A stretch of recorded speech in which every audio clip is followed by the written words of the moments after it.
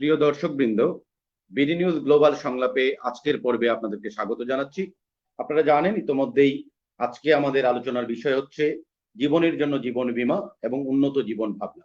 আজকে এই বিষয়ে আলোচনা করবার জন্য এই স্টুডিওতে উপস্থিত রয়েছেন বাংলাদেশের নতুন প্রজন্মের দুটি বীমা কোম্পানির প্রধান নির্বাহী কর্মকর্তা জনাব M Monirul Alam, CEO Guardian Life Insurance, এবং উপস্থিত রয়েছেন S Ziaul Haque, CEO Chartered Life Insurance limited.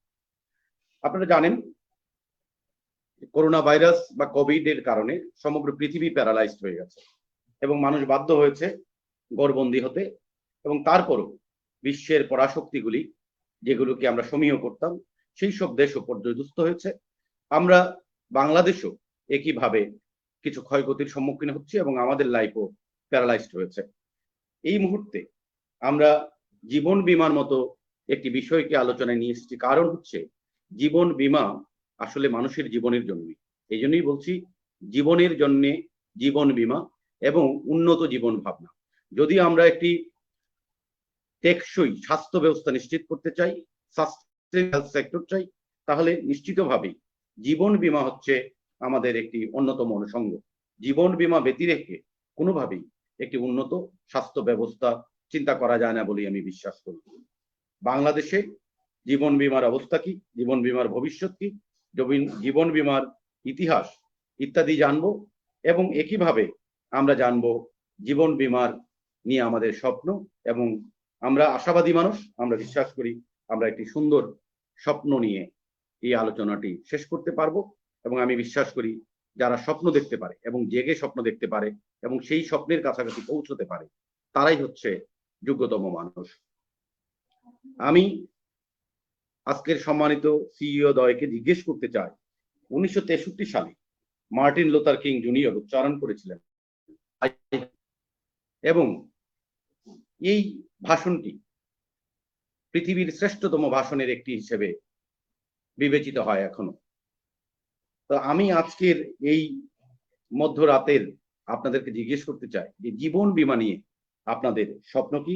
আমি প্রথমেই ফ্লোর দিচ্ছি জনাব S Monirul Alam, CEO Guardian Life Insurance, এবং পরবর্তীতে একই বিষয়ে কথা বলবেন জনাব Ziaul Haque, CEO Chartered Life insurance. অর্থাৎ খুব সংক্ষেপে আমরা জানতে চাইবো যে আপনাদের জীবন বীমা নিয়ে আপনারা কি স্বপ্ন দেখেন, কারণ আপনারা দীর্ঘদিন এই ক্যারিয়ারে রয়েছেন। ধন্যবাদ সুব্রতদা। অ্যাকচুয়ালি এটা আমার মনের কথা, কারণ জীবন বীমা নিয়ে আসলে স্বপ্ন না থাকলে যেটা হয় যে আমি যদি বলি, আমার যদি নিজের ব্যাকগ্রাউন্ডটাই বলি, সেই 80 দশকের শেষের দিকে আমরা যখন ইউনিভার্সিটি বের হলাম, এরপরে 90 দশকের শুরুতে আমরা ইন্স্যুরেন্সে জয়েন করা। অ্যাকচুয়ালি ওই সময় তো এটা যখন জয়েন করেছিলাম, ডেফিনেটলি বলি যেটা ইট ওয়াজ নট মাই প্ল্যান। ওই সময় জবের দরকার ছিল, জয়েন করেছিলাম। কিন্তু এখানে ইন্ডাস্ট্রিতে জয়েন করার পরে যেটা ছিল যে দেখলাম যে এই ইন্ডাস্ট্রি কি করে আসলে এই সম্বন্ধে আমাদের নিজেরও ধারণা ছিল, আমার ফ্যামিলিরও ধারণা ছিল না, এবং ফ্রেন্ড সার্কেলও তাই ছিল, যেটা আসলে এই ইন্ডাস্ট্রিতে no one was encouraging me to continue. But এখানে ইন্ডাস্ট্রি জয়েন করার পরে যেটা হলো, যেখানে দেখলাম যে আসলে কি কাজটা ইন্স্যুরেন্স কোম্পানিগুলো করে থাকে। It's a very noble profession. এটা মানুষের সুখে দুঃখে, এবং যে সময় মানুষকে যখন ফাইন্যান্সিয়াল ক্রাইসিসটা হয়, যখন সবাই দূরে চলে যায়, ইন্স্যুরেন্স কোম্পানি এগিয়ে আসতে পারে তার পরিবারের কাছে। তো এই জিনিসটা যখন বুঝলাম যে আসলে এটাতে মানুষের কিছু করা যায়, সো সেটা নিয়েই আসলে কাজ করছি, এবং সেই চিন্তা ভাবনা থেকেই সেই বলে যে প্রায় 29 বছর প্লাস হচ্ছে আমার এই পেশায়। এই স্বপ্ন দেখি যে মানুষ বীমার আওতায় আসবেন এবং বীমার সেবার মাধ্যমে সোশ্যাল সেফটি নেট, যেটা বলে আমাদের দেশের জন্য অসহায় মানুষকে যখন দেখি, আমাদের যদি এটা আশপাশে দেখি, আমাদের পরিবারের ভিতরে, আমাদের বন্ধু বান্ধবের ভিতরে, আত্মীয় স্বজনের দেখি যে যারা এতিম হয়ে যায়, তারা কিভাবে মানবত জীবনযাপন করে এবং তাদের বাচ্চাদের লেখাপড়া কিভাবে হ্যাম্পার হয়।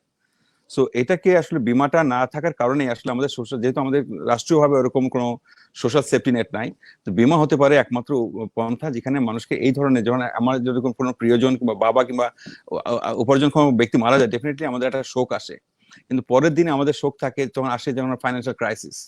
আমার ফ্রেন্ডরা অনেকেই বলে যে আমাদের কলিগও ছিল, সে বলছিল যে অ্যাকচুয়ালি সেও ইন্স্যুরেন্সে কাজ করে।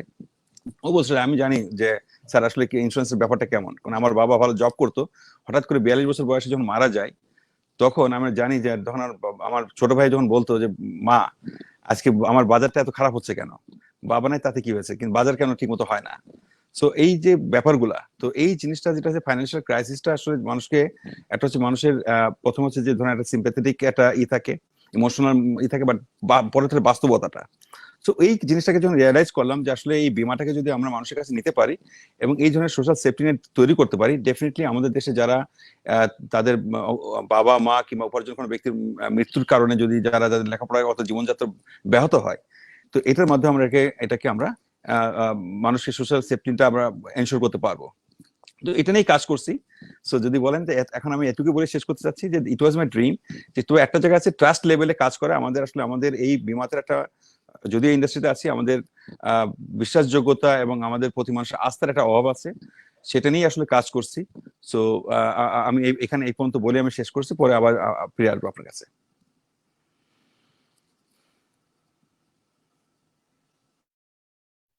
জি স্যার, প্লিজ আপনি যদি আপনার ড্রিমটি শেয়ার করেন। ধন্যবাদ। আসলে স্যারের কথার সাথে তাল মিলিয়েই বলবো যে আসলে আমরা কেউই বাংলাদেশে যারা লেখাপড়া করি এবং গ্রাজুয়েশন করি, তখন আসলে আমরা কোথায় জব করব এটা আমাদের জানা থাকে না, এবং আমরা সেই সময় একটা জব পেতে হবে সেই জন্য চাকরিতে ঢুকি, এবং ঢোকার পরে সেই চাকরিটাকে আমাদের নিজেদের উপার্জনের এবং আমাদের একটা স্বপ্নের জায়গা তৈরি করি, যার মাধ্যমে আমি আমার ক্যারিয়ারটাকে অনেক দূর এগিয়ে নিয়ে যাব, এই স্বপ্নটা দেখি। আমার ক্ষেত্রেও স্যারের মতোই, আমরা আসলে প্রথমে কখনোই ভাবিনি হয়তো জীবন বীমায় জব করব, কিন্তু আমার প্রথম জবই কিন্তু জীবন বীমা, এবং আজকে আমারও প্রায় 20 বছরের চাকরি এই জীবন বীমা সেক্টরে, এবং সেই করতে করতে আজকে একটা সুন্দর পজিশনে আমি আসতে পেরেছি। কিন্তু এই জীবন বীমায় আমরা যেটা উপলব্ধি, স্যারের সাথে তাল মিলিয়ে আমি এই কথাটাই বলবো, আমাদের যে উপলব্ধি, এটাকে আমরা একটা প্যাশন হিসাবে নিয়েছি, এটাকে একটা প্রফেশন হিসাবে নিয়েছি, এবং এই প্রফেশনটাকে, এটা যে একটা নোবেল প্রফেশন, এটাকে এই সমাজে এস্টাবলিশ করতে চাই।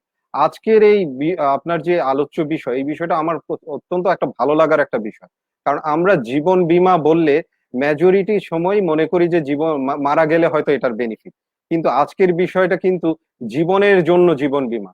তাই আমরা চাই, যেটা আপনি বলেন, আমার স্বপ্নের কথা যদি বলি, আমরা স্বপ্ন দেখতে চাই জীবন বীমা হবে জীবনের, আমরা লাইফ ইন্স্যুরেন্সে লাইফ থাকতে চাই, মানে সারা জীবন একটা ভালো থাকতে চাই। এই জীবন বীমার মাধ্যমে যে সঞ্চয়টা হবে, সেই সঞ্চয়টা হতে পারে আমার পরবর্তী পেনশন, আমার এই সঞ্চয়টা হতে পারে আমার স্বাস্থ্য সেবা, আমার এই সঞ্চয়টা হতে পারে আমার পরিবারের জন্য এক ধরনের হাসি। তো এইটাই হবে আমাদের আজকের আলোচ্য বিষয়, যে জীবনের জন্যই জীবন বীমা, শুধু জীবন হারিয়ে গেলেই জীবন বীমা নয়, আমরা একটা কম্প্রিহেন্সিভ জীবন বীমা প্যাকেজ আনতে চাই, এবং বাংলাদেশ হাঁটি হাঁটি পা পা করে একটা উন্নত দেশের পর্যায়ে যাচ্ছে, এবং সেই জায়গায় আমাদের সরকার এবং আমরা যারা এখন আমরা এখানে যারা আমরা জনগণ আছি, তারা কিন্তু বাংলাদেশ নিয়ে একটা উন্নত ধরনের একটা স্বপ্ন দেখছি। এই স্বপ্নের মাধ্যমে বাংলাদেশকে উন্নত জায়গায় নিয়ে যেতে হলে আমার এই জীবন বীমার কিন্তু অত্যন্ত প্রয়োজনীয়তা আছে, এবং আমাদের এই কন্ট্রিবিউশনের মাধ্যমে মানুষ তার রিস্ক প্রোটেকশনের মাধ্যমে কিন্তু একটা সফল জীবন লাভ করবে, সেই স্বপ্নই দেখি। আবারও বলছি, আমাদের প্রতিটা ক্ষেত্রে, জীবনের প্রতিটা ক্ষেত্রে যাতে জীবন বীমার সহযোগিতা পাওয়া যায়, জীবন বীমার প্রসার হয়, সেটাই চাই। আমি আরেকটা কথা বলবো, আমার যেই প্রতিষ্ঠানে কর্ম শুরু, আমি এআইজির একটা প্রতিষ্ঠানে কর্ম শুরু করেছিলাম, ইন্স্যুরেন্সের জীবন। এআইজির মোটো ছিল ঘুম থেকে ওঠা থেকে ঘুমানে যাওয়ার পর্যন্ত প্রতিটা সেক্টরেই হতে হবে জীবন বীমার সংস্পর্শে।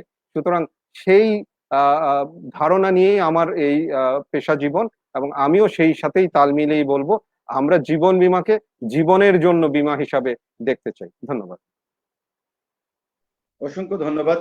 প্রিয় দর্শক, আপনারা দেখছেন বিডি নিউজ গ্লোবাল সংলাপ। আমরা শুরুতেই বিভিন্ন মাধ্যমে আপনাদের জন্য কিছু প্রশ্ন পেয়েছিলাম, সেই প্রশ্নগুলি আলাপ করব, এবং এই লাইভ চলাকালীন যারা প্রশ্ন করবেন সেই প্রশ্নগুলোর উত্তর দেবার আমরা চেষ্টা করব। আমি যে কথাটি শুরুতেই বলেছিলাম যে স্বপ্ন দেখা একটি যোগ্যতা, কিন্তু স্বপ্ন দেখতে হলে বাস্তব যে ভিত্তির উপরে দাঁড়িয়ে আছি সেটি সম্পর্কে আমাদের আসলে পরিষ্কার ধারণা থাকা উচিত, নইলে আকাশচুম্বী স্বপ্ন দেখলে পরে সেই স্বপ্ন কখনোই আসলে বাস্তবে ধরা দেবে না। আমাদের একজন প্রশ্ন করেছেন মনিরুল ইসলাম স্যারের কাছে যে বাংলাদেশে লাইফ ইন্স্যুরেন্সের বাস্তব অবস্থা কেমন? ধন্যবাদ। লাইফ ইন্স্যুরেন্সের বাস্তব অবস্থা আহ, আপনারা সবাই জানেন যে গ্র্যাজুয়ালি ইমপ্রুভিং, বাট আমরা যেটা হয়েছে যে আমরা জানেন যে বর্তমান সরকারের যে ডিজিটালাইজেশনের কারণে আমাদের আর্থিক লেনদেনের ব্যাপারটা অনেক স্বচ্ছতা আসছে। কারণ একটা জায়গায় বলি, আমাদের ইন্স্যুরেন্স ইন্ডাস্ট্রিতে এখন পর্যন্ত আমাদের ইন্স্যুরেন্স ইন্ডাস্ট্রিটা রান করে কিন্তু এজেন্সি চ্যানেল দিয়ে, যেখানে আমাদের এজেন্সিরা আমাদের ডিস্ট্রিবিউশন চ্যানেল শুধুমাত্র এজেন্সি মডেলটা আমরা কাজ করি। এবং সেখানে যেমন প্রত্যন্ত অঞ্চলে আমাদের লোকজন কাজ করে, সেখানে যেটা একটা চ্যালেঞ্জ ছিল আগে যে প্রিমিয়াম কালেকশন এবং ডিপোজিট করা। সেটা আসলে সবসময় যেটা হতো, আমাদের একটা বদনাম মার্কেটে আছে যে ইন্স্যুরেন্স কোম্পানি টাকাটা নিয়ে যায় কিংবা ঠিক মতো জমা হয় না। কিছুদিন পরে দেখা যায় যে টাকাটা হয়তো পলিসি ল্যাপস হয়ে গেছে, কিংবা যখন ক্লেম হলো দেখা গেলো টাকা জমা হয় নাই। এই ধরনের কিছু কিছু প্রবলেম আমাদের ছিল। তো রিসেন্টলি যেটা হয়েছে যে আমরা জানেন যে যেটা বললাম আমাকে, এই শুরুতে আমরা কাজ করেছিলাম কিভাবে ইনোভেশনের উপর নজর দেওয়া যায়, কারণ ইনোভেশন ছাড়া কিছু হবে না, কারণ এই চ্যালেঞ্জটা আছে, how we can overcome this. তো রিসেন্টলি যেটা ডিজিটাল মানি ট্রান্সফার বলি, এমএসএফ যেটা মানে মোবাইল মানি ফাইন্যান্সিয়াল সার্ভিসেস কারণে এখন কিন্তু গ্রাহক তার নিজের প্রিমিয়াম কিন্তু এখন নিজেই দিতে পারছেন। এখন অ্যাপের মাধ্যমে অনেকগুলো কোম্পানি এখন অ্যাপের মাধ্যমে তারা পলিসির গ্রাহকের সঙ্গে যোগাযোগ থাকছে, তারা কত টাকা জমা দিল, কত টাকা তারা কখন প্রিমিয়াম ডিউ হচ্ছে, তারা নিজেরাই কিন্তু এখন হ্যান্ডেল করতে পারছে। সো এখন কিন্তু এই ট্রান্সপারেন্সিটা অনেক অনেক মানে এগিয়ে এসছে। এটা একটা বড় একটা চ্যালেঞ্জ ছিল। আর একটা ছিল যে কমিউনিকেশন উইথ দ্য কাস্টমার, মানে communication with insurance company. So এখন জানেন অনেকগুলো কোম্পানিতে এখন কিন্তু কল সেন্টার আছে, এমন যেটা হচ্ছে মোবাইল টেকনোলজির কারণে প্রতিটা এবং আমাদের যে সরকারের যে কেওয়াইসি আছে, যে কেওয়াইসি বলা আছে তাদের আসলে যে এনআইডি নাম্বার যেরকম দরকার, ঠিক একইভাবে তাদের ছবি এবং তাদের মোবাইল নাম্বার কিন্তু আমাকে সংরক্ষণ করতে হয়। সো কাস্টমার কিন্তু এখন আমাদের জাস্ট আমরাও কিন্তু কাস্টমারকে রিচ করতে পারি with the click of a second. কাস্টমারই কিন্তু আমাদের মানে আমাদের কিন্তু কল সেন্টারে 24/7 কন্ট্যাক্ট করতে পারে। সো এখন কিন্তু আমাদের সঙ্গে সেই হিসাবে আমি মনে করি যে গ্রাহকের সঙ্গে আমাদের এখন সম্পর্ক অনেক ভালো, এবং আমরা অনেক অনেক উন্নয়ন মানে উন্নতির দিকে গেছি, এবং আরো যাওয়ার স্কোপ আছে। বাট আমি মনে করি বাংলাদেশের যে এখন জানেন যে আমরা এসডিজি গোল নিয়ে কাজ করছি, সরকার কাজ করছে, যে 17টা গোল আছে। আমি নিজেও দেখেছি এবং আমরা অন্যান্য সেমিনারেও কথা বলে দেখেছি যে এসডিজি গোল যদি আমরা অ্যাচিভ করতে চাই, আসলে জীবন বীমার কোনো বিকল্প নাই প্রতিটা সেক্টরে। কারণ আমরা যেটা বলি, ইন্স্যুরেন্স কোম্পানি একটা ডেভেলপ করা, সাস্টেনেবল করা, কারণ যে কোনো মানুষের যে আর্থিক উন্নয়ন হয় সেটাকে সাস্টেন করতে গেলে আসলে ইন্স্যুরেন্সের বিকল্প নাই। যেটা জিয়া বলছিল যে অ্যাকচুয়ালি আমাদের ঘুম থেকে ওঠার থেকে ঘুমাতে যাওয়ার মধ্যে প্রতিটা ক্ষেত্রে আসলে ইন্স্যুরেন্সের একটা এলিমেন্টস জড়িত থাকে। তো যেটা বলছিলাম যে আসলে আমাদের এখন যেটা বলি যে আমরা সবসময় বলি যে হ্যাঁ, মৃত্যুর কথা আমাদের অবশ্যই বলতে হয় একটা কথা, বাট আরেকটা যেটা রিস্ক আছে, আমরা বলি যে এটা হচ্ছে যে ধরেন মারা যাওয়ার যে কোনো সময় একটা আনসার্টেনিটি, ডেফিনেটলি আমাকে যেটা হয়, ইন্স্যুরেন্স কোম্পানি এম্পাওয়ার্স পিপুল, ফাইন্যান্সিয়াল এম্পাওয়ারমেন্ট দেয়। যে একটা মানুষকে যখন ধরেন আমরা জব করি, যখন আমরা নিজে যখন জব করতাম, হয়তো আমি 20,000 30,000 টাকা যাই ইনকাম শুরু করেছিলাম না কেন, that was my financial power. But ওই সময় যদি আমি একটা 5 লাখ টাকার পলিসি নিই, এবং সেখানে যদি বছরে যদি আমি সে কথা বলি যে 20,000 টাকা জমা দিয়ে যদি 5 লাখ টাকার পলিসি করি, ওই সময় কিন্তু আমার লাইফ ভ্যালুটা কিন্তু তখন আমার ফ্যামিলি প্রোটেকশন কিন্তু 5 লাখ টাকা হয়ে গেল। সো এটা হচ্ছে যে বলে যে মানে ক্রিয়েট অ্যান্ড সেভ করার মতো একটা, মানে এটা একবারেই কিন্তু আপনি ফাইন্যান্সিয়াল পাওয়ারটা 5 লাখ টাকা চলে আসতে পারে, কিন্তু আপনার ইনকাম যদিও কম, but you can get a huge support to protection for your family. এই এম্পাওয়ারমেন্টটা আসলে ইন্স্যুরেন্সের বিকল্প কিছু নাই। এবং আমরা যেটা মনে করি, যারা যারা এই সার্ভিস হোল্ডার, রেগুলার ইনকাম, মানে যাদের নিম্ন আয়ের মধ্য আয়ের জন্য মানুষের যারা আছেন, তাদের ফ্যামিলি প্রোটেকশনের জন্য ইন্স্যুরেন্সটা আসলেই খুবই জরুরি। কারণ এখানে যেটা আমাদের দেশের প্রোডাক্টগুলো কিন্তু সব এন্ডোমেন্ট প্ল্যান। এখানে আপনি যেরকম আপনি জীবদ্দশায় যদি ক্লেম হলো না, ফাইন, আপনি পিস অফ মাইন্ড আছে, but you are getting back the whole money with profit. এবং আরেকটা যেটা ব্যাপার আছে, যারা আমাদের যারা ইনকাম ট্যাক্স জমা দিই, এই যে প্রিমিয়ামটা আমরা জমা দিই, এর উপর ইনকাম ট্যাক্স রিবেটও আছে 10 to 15% কিন্তু আপফ্রন্ট আপনি একটা সেভিংস পেয়ে যাচ্ছেন। তো যখন অনেক সময় বলে আর ব্যাংক এবং বিমার সঙ্গে মিশিয়ে ফেলে, আসলে আমাদের ফাইন্যান্সিয়াল নলেজটা আমাদের খুব কম। আমরা আসলে যদি, কারণ আমি নিজেই বলি, আমরা হয়তো সর্বোচ্চ মানে বিদ্যাসাগর ঢাকা বিশ্ববিদ্যালয়ে পড়াশোনা করে এসেছি, বাট কখনই কি আমরা চিন্তা করেছি আমাদের টাকা পয়সা কিভাবে আমরা সেভ করবো, অথবা কিভাবে আমাদের ফ্যামিলিকে প্রোটেকশন করতে পারি? আমরা পড়ি নাই, আমরা পড়েছি অন্য কিছু। আমরা যখন বাস্তব জীবনে যখন আসলাম, তখন দেখি যে আসলে এই টাকাটা করবোটা কি, how we can make our empowerment, financial investment গুলা ব্যাংকে রাখবো, শেয়ার মার্কেটে দিব, না ইন্স্যুরেন্স কোম্পানি দিব? ইয়েস, সবকিছু আমাদের দরকার আছে, সবই ইন্স্যুরেন্স দরকার নেই, but we need to have a very মানে ব্যালেন্স লাইফ। তো এখানে কিন্তু ইন্স্যুরেন্সের বিশাল ভূমিকা আছে। যেটা বলছিলাম যে আমাদের এখন যে আমাদের যে স্বাস্থ্য বীমা নিয়েও কিন্তু এখন বাংলাদেশে বেশ কাজ হচ্ছে। স্বাস্থ্য বীমাটা যদিও প্রাইভেটলি শুরু হয়েছিল, আমি যেটা মনে করি যে 93 থেকে শুরু হয়েছে, সেভাবে চিন্তা করলে প্রায় ধরেন 7-8 বছর ধরে আমরা কাজ করছি স্বাস্থ্য বীমা নিয়ে। হয়তো এই পর্যায়ে স্বাস্থ্য বীমার সংখ্যা হয়তো 10 লাখ লোকের হয়তো স্বাস্থ্য বীমা আছে, বাট আমাদের 17 কোটি মানুষের দেশ। সো মেনলি কর্পোরেট লেভেলে গেছে, ইন্ডিভিজুয়াল লেভেলে এখনো হচ্ছে। সো অনেক স্কোপ আছে আমি মনে করি। এখন আমরা ইন্স্যুরেন্স কোম্পানি যারা কাজ করি, এই ট্রাস্ট লেভেল নিয়ে আমরা কাজ করার দরকার, যে না মানুষ ইন্স্যুরেন্স করে টাকা পায়, এখন কিন্তু মানুষ উপলব্ধি করছে। এখন আমরা মনে করি যে this is a good time for us, এবং দেশের অর্থনৈতিক উন্নয়নের সঙ্গে সঙ্গে আমাদের বিমা সেক্টরে আমি আমি আমি সবসময় স্বপ্ন দেখি এটা এই সেক্টরে খুব দ্রুত ডেভেলপমেন্ট হবে, এবং আমাদের শুধু এটা না, আমাদের এমপ্লয়মেন্ট জেনারেশনের জন্য অনেক কাজ করে। সো আমরা আজকে যারা দেখছেন, যারা ইয়াং পিপুল যারা আছেন, ইয়াং স্টুডেন্ট যারা আছেন, যারা জব মার্কেটে আসতে চাচ্ছেন, দেখেন হচ্ছে ড্রিম যে বাংলাদেশের ইন্স্যুরেন্স সেক্টর এখনো অনেকটা আছে গ্রিন ফিল্ড মতন। এখানে যারা talented people can come and contribute খুব ইজিলি, এখানে আপনারা অ্যাডাপ্ট করতে পারে, এবং ব্যাংক বলেন, সরকারি চাকরি বলেন, এর থেকে আমি মনে করি যে they can develop their career in faster pace in insurance industry.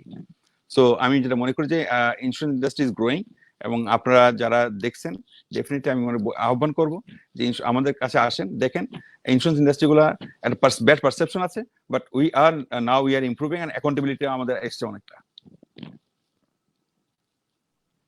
অসংখ্য ধন্যবাদ মনিরুল ইসলাম স্যার, মনিরুল আলম স্যার।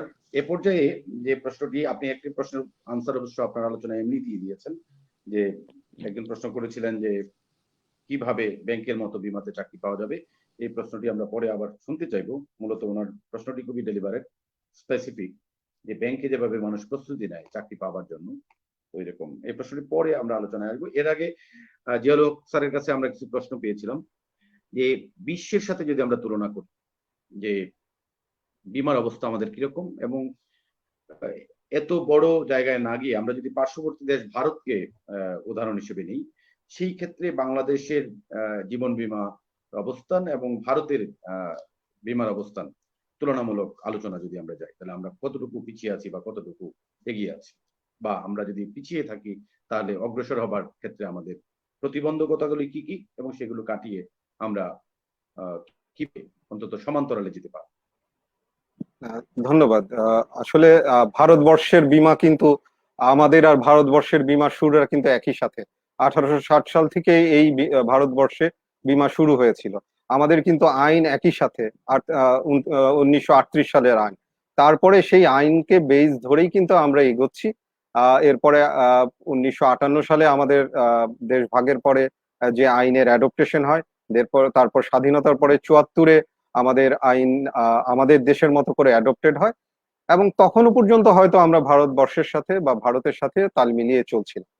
আমি যেটা আমার নিজস্ব দৃষ্টিভঙ্গি থেকে বলছি, আমাদের 74 সালে আমাদের যেই আইন হয়, এবং তখন আমাদের ইন্স্যুরেন্স সেক্টরটাকে কিন্তু কমার্স মিনিস্ট্রির আন্ডারে নেওয়া হয়। এটা একটা ফাইন্যান্সিয়াল পোর্টফোলিও। স্যার যে ফাইন্যান্সিয়াল পোর্টফোলিওর কথা বলছিলেন মনিরুল আলম স্যার, যে আমরা আসলে আমাদের ফাইন্যান্সিয়াল পোর্টফোলিওর কিভাবে ডিস্ট্রিবিউশন করবো, এই বিষয়টা আমাদের কিন্তু শিক্ষা জীবনে আমরা জেনে আসি না। সিমিলারলি আমাদের এই যে নীতি নির্ধারকরা আমাদেরকে কিন্তু 74 সালে কমার্স মিনিস্ট্রির আন্ডারে নিয়ে গিয়েছিল। আমাদের যে মূল অবস্থানে সেটা নিয়ে যায়নি, এবং সেই অবস্থানটা আমরা পেয়েছি 2010 সালে আইডিআর এর আইন এবং বীমা আইনের পরে। তাহলে এই যে আমরা 74 থেকে 2010 এই সময়টুকুন কিন্তু আমাদের ইন্ডাস্ট্রিটা অনেক পিছিয়ে গেছে। এটা হলো প্রথমত আমাদের পিছিয়ে যাওয়ার ওয়ান অফ দ্য রিজন। আরেকটা বিষয় হচ্ছে 1990 সালে যখন সারা বিশ্বে স্ট্রাকচারাল অ্যাডজাস্টমেন্ট প্রোগ্রামের মাধ্যমে ব্যাংকিং খাতে রিফর্ম হয়, তো ভারত কিন্তু তখন তার ব্যাংকিং খাতে রিফর্মের সাথে সাথে ফাইন্যান্সিয়াল পোর্টফোলিও, আদার ফাইন্যান্সিয়াল পোর্টফোলিওর হিসাবে ইন্স্যুরেন্স, মিউচুয়াল ফান্ড এবং শেয়ার মার্কেটকে রিফর্ম করেছিল 1990 সালে। কিন্তু আমরা তো আমাদের এই 1990 সালে আমরাও রিফর্ম করেছিলাম শুধু ব্যাংকিং সেক্টরকে, তার কারণ ফাইন্যান্সিয়াল সেক্টরে তখন ইন্স্যুরেন্স সাথে ছিল না, যে কারণে আমাদের কিন্তু 90 থেকে 2010 আমরা ভারতের সাথে 20 বছর পিছিয়ে গেলাম। আরেকটা বিষয় হচ্ছে টেকনোলজির কারণে আমরা এখন ডিজিটাল বাংলাদেশ পাচ্ছি 2010 সালের পর থেকে। ভারত কিন্তু তার আগ থেকেই অনেক বেশি ডিজিটালি সাউন্ড, যে কারণে ভারতের সাথে আমাদের প্রায় 20 থেকে 30 বছরের একটা গ্যাপ তৈরি হয়ে গেছে। আর দ্বিতীয় যে বিষয়টা হচ্ছে, বাংলাদেশে আমরা যারা আছি আমাদের কিন্তু জ্ঞান, বিশেষ করে আমি মনিরুল আলম স্যারের সাথে তাল মিলিয়ে বলবো যে আমাদের যে ফাইন্যান্সিয়াল সেভিংস এবং এটাকে ডিস্ট্রিবিউশনের জ্ঞানের ভিতরে কিন্তু আমরা অনেক সীমাবদ্ধতা আছে। আমরা ক্রেডিট কার্ড ক্রয় করি, কেন? এই ক্রেডিট কার্ডের মাধ্যমে কিন্তু আমরা ব্যয় করছি, আমরা কিন্তু সঞ্চয় জাতি না। কিন্তু ভারতে দেখেন মানুষ কিন্তু সঞ্চয় প্রবণ, এবং মানুষ সঞ্চয় প্রবণ বলেই কিন্তু তারা ইন্স্যুরেন্সের প্রতি বেশি ধাবিত হয়েছে, এবং সেখানে এলআইসির মতো প্রতিষ্ঠান যেখানে সারা ভারতবর্ষে একটা ভালো অবস্থান তৈরি করতে পেরেছে, কিন্তু আমরা হারিয়ে গেছি। আমরা আমাদের এই পিছনে চলে যাওয়ার আমি চারটা রিজন দেখবো, চারটা ভাবে আমি এটাকে দেখি। একটা হচ্ছে আমাদের নীতি নির্ধারণ বা পলিসি মেকারের কারণে আমরা একটা পিছিয়ে গিয়েছিলাম। দ্বিতীয় হচ্ছে আমাদের যারা উদ্যোক্তা বা স্পন্সর অর্গানাইজেশন তাদের, এবং আমাদের যারা বীমা গ্রাহক তাদের মধ্যে বীমাকে অনেকটা ব্যাংকের মতো মনে করে, যে আমি টাকা জমা দিচ্ছি, সুতরাং ব্যাংকে আমার টাকার উপর আমার অবস্থান আছে, আমি চাইলেই এই টাকাটা ভেঙে ফেলবো, এই চাইলেই আমি এই টাকাটা অন্য জায়গায় নিয়ে খরচ করব। কিন্তু বীমা কিন্তু তা না। সেই বীমা এবং ব্যাংকের মধ্যে যে মৌলিক পার্থক্য, এই বিষয়টা কিন্তু আমাদের গ্রাহকরা জানে না, এবং এই গ্রাহকরা যে জানে না তার ইভেন দেখা যাচ্ছে যে আমাদের যারা স্পন্সর আসছেন তারাও অনেকটা ব্যাংকের মতো এটাকে একটা প্রফিট অর্গানাইজেশনে পরিণত করতে চায়, ফলে তাদের এই কনসেপচুয়ালি একটা ত্রুটি আছে।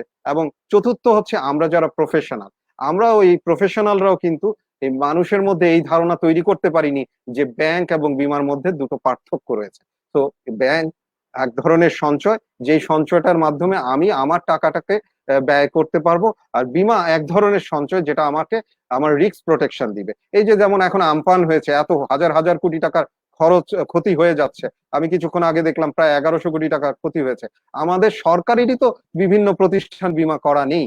তো সরকারের এই যে ক্ষতিটাকে বীমার মাধ্যমে তো প্রোটেক্টেড হচ্ছে না, কিন্তু আমরা কিন্তু এখন উন্নত দেশের, উন্নত বিশ্বের সাথে তাল মিলাতে চাচ্ছি, উন্নত বিশ্বের মতো আমাদের দেশকে পরিণত করতে চাচ্ছি। তাহলে আমার দেশে যদি ইন্স্যুরেন্সের এই প্রোটেকশন না থাকে, তাহলে কিন্তু আমার দেশ যেমন পিছিয়ে যাবে, আমরা যারা সঞ্চয়ী হচ্ছি।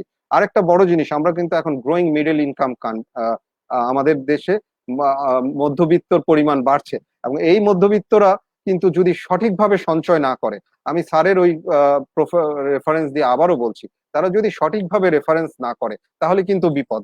আমরা কিন্তু খুব অল্পে অনেক বেশি রিটার্ন চাই, আমরা শেয়ার মার্কেটে গিয়ে খুব দ্রুত রিটার্ন চাই, শেয়ার মার্কেট থেকে আমার টাকা হারিয়ে যায়। আমরা রিয়েল এস্টেটে অনেক দ্রুত রিটার্ন চাই, আমার টাকা কিন্তু রিয়েল এস্টেটে গিয়ে হারিয়ে যায়।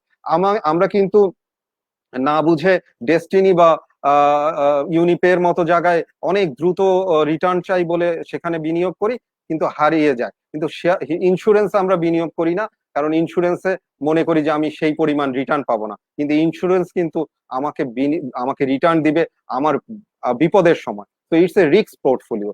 এই জায়গাটা আমাকে সঠিকভাবে আইডেন্টিফিকেশন করতে হবে, এবং তার জন্য আমরা যারা ইন্স্যুরেন্স প্রফেশনাল আছি তাদের, আমাদের এই যে বীমা যারা নিচ্ছেন তাদেরকে এই ব্যাপারটা সঠিকভাবে জানাতে হবে। এবং আমি বলবো যে ধন্যবাদ, আজকেও আমরা একটা প্ল্যাটফর্ম পাচ্ছি যার মাধ্যমে এই যে বীমাটা যে ব্যাংকের যে একটা ভিন্ন খাত, এবং সেটা যে একটা আমাকে সঞ্চয়ী খাত, এবং এটা যে আমার একটা রিস্ক ম্যানেজমেন্ট পোর্টফোলিও, এটাও আমরা এর মাধ্যমে বোঝাতে চাই। এবং সেই জন্য এই জিনিসটা সঠিকভাবে আমরা জানি না বিধায় আপনার যে প্রথম প্রশ্ন, ভারতের সাথে আমরা পিছিয়ে যাচ্ছি, কারণ সেখানে আমার যারা পলিসি মেকার তারা অনেক বেশি অ্যাওয়ার, যারা ইনভেস্টর তারা অনেক বেশি অ্যাওয়ার, যারা প্রফেশনাল তারা অনেক বেশি এডুকেটেড এবং প্রফেশনালি ডেডিকেটেড, এবং যারা কাস্টমার তারাও কিন্তু অনেক কিছু জেনে ওখানে পলিসি বাজারের মতো জায়গায় দুটো ইন্স্যুরেন্স কোম্পানির সাথে কম্পেয়ার করে তারা প্রোডাক্ট কেনার মতো অ্যাটিটিউড তাদের কাস্টমারদের আছে। কিন্তু আমাদের কাস্টমারদেরকে কিন্তু আমরা পুশ সেল করি, আমরা যাই, আমার কর্মী তাকে বুঝিয়ে দিয়ে আসে, এবং পরে গিয়ে আমার কর্মীকে তারা কিন্তু গালমন্দ করে যে হ্যাঁ তুমি আমাকে সঠিক প্রোডাক্টটা দেওনি, কারণ সেও কিন্তু তার দায়িত্ব নেয় না, পুরো দায়িত্বটা চলে আসে আমার কর্মীর কাছে। তো সার্বিকভাবে এই পুরো সিস্টেমটা থেকে আমাদের বেরিয়ে হয়ে আসতে হলে বেশি বেশি এই যে আলোচনা, বেশি বেশি অ্যাওয়ারনেস সেশন, এবং আমাদের নীতি নির্ধারণের জায়গা থেকেও সঠিক নির্দেশনা আসতে হবে। আমি জাস্ট ছোট্ট একটা উদাহরণ দিতে চাই। আমরা কিন্তু একটা গাড়ি কিনলে শুরুতেই একটা ইন্স্যুরেন্স করি, কারণ ওখানে আমাকে বাধ্য করছে ইন্স্যুরেন্স করতে হবে। আমাদের প্রতি এরকম বিভিন্ন খাত আছে। আপনি উন্নত বিশ্বের দেশ, আমি ইউরোপে যদি যাই, আপনি ইউরোপে যাওয়ার আগেই কিন্তু আপনাকে ইন্স্যুরেন্স করে যেতে হবে। ইউরোপে সবাই ইনস্যুর, তো আপনাকেও ইন্স্যুরেন্স করেই সেখানে যেতে হবে। সুতরাং তারা কিন্তু বাধ্য করছে। ইন্স্যুরেন্সটা যদি বাধ্য না করে, আজকে আমার এডুকেশন সিস্টেমের সাথে, আজকে যদি আমার ব্যাংকিং সিস্টেমের সাথে, আজকে যদি আমার এই বিভিন্ন ধরনের আদার সেভিং সিস্টেমের সাথে ইন্স্যুরেন্স মানে এটাকে কমপ্লিমেন্টারি হিসাবে আসতো, তাহলে মানুষ অনেক বেশি অ্যাওয়ার হতো, আমরাও সঠিক প্রোডাক্ট নিয়ে আসতে পারতাম, এবং সঠিক প্রোডাক্টটা তখন মানুষের, যিনি আমার গ্রহীতা, তারও উপকারে আসতো। তো এই সার্বিক পরিবর্তনটা এই মুহূর্তে প্রয়োজন। তবে আমি বলবো দেরি হলেও সরকার কিন্তু এই জিনিসটা উপলব্ধি করতে পেরেছে এবং দেখেন এই বছর প্রথমবারের মতো জাতীয় বীমা দিবস হয়েছে এবং সরকার এখানে অত্যন্ত আমাদের মাননীয় প্রধানমন্ত্রী সহ সবাই এতে অত্যন্ত গুরুত্ব দিচ্ছে। এখন আপনি যেই কথাটা বলেছেন, this is a green field, this is the right time. এখন আমরা সবাই আমাদের সহযোগী যারা ইন্স্যুরেন্স কোম্পানি, আমরা সবাই মিলে যদি সঠিক প্রোডাক্ট এবং সঠিক অ্যাওয়ারনেস সেশন করে মানুষকে সঠিকভাবে বোঝাতে পারি যে বীমা কি জিনিস এবং বীমার প্রয়োজনীয়তাটা সঠিকভাবে যদি জানাতে পারি, তাহলে ওনারা সঠিক প্রোডাক্টটা নিবে এবং আমরাও অ্যাকাউন্টেবল হব। এবং স্যার যেটা আরেকটা কথা বলেছে, আমি কিন্তু আমার ক্যারিয়ারের শুরুতেই জানতাম যে বীমাতে টাকা দিলে টাকাটা হারিয়ে যায়, তখন এই ট্রান্সপারেন্সিটা ছিল না।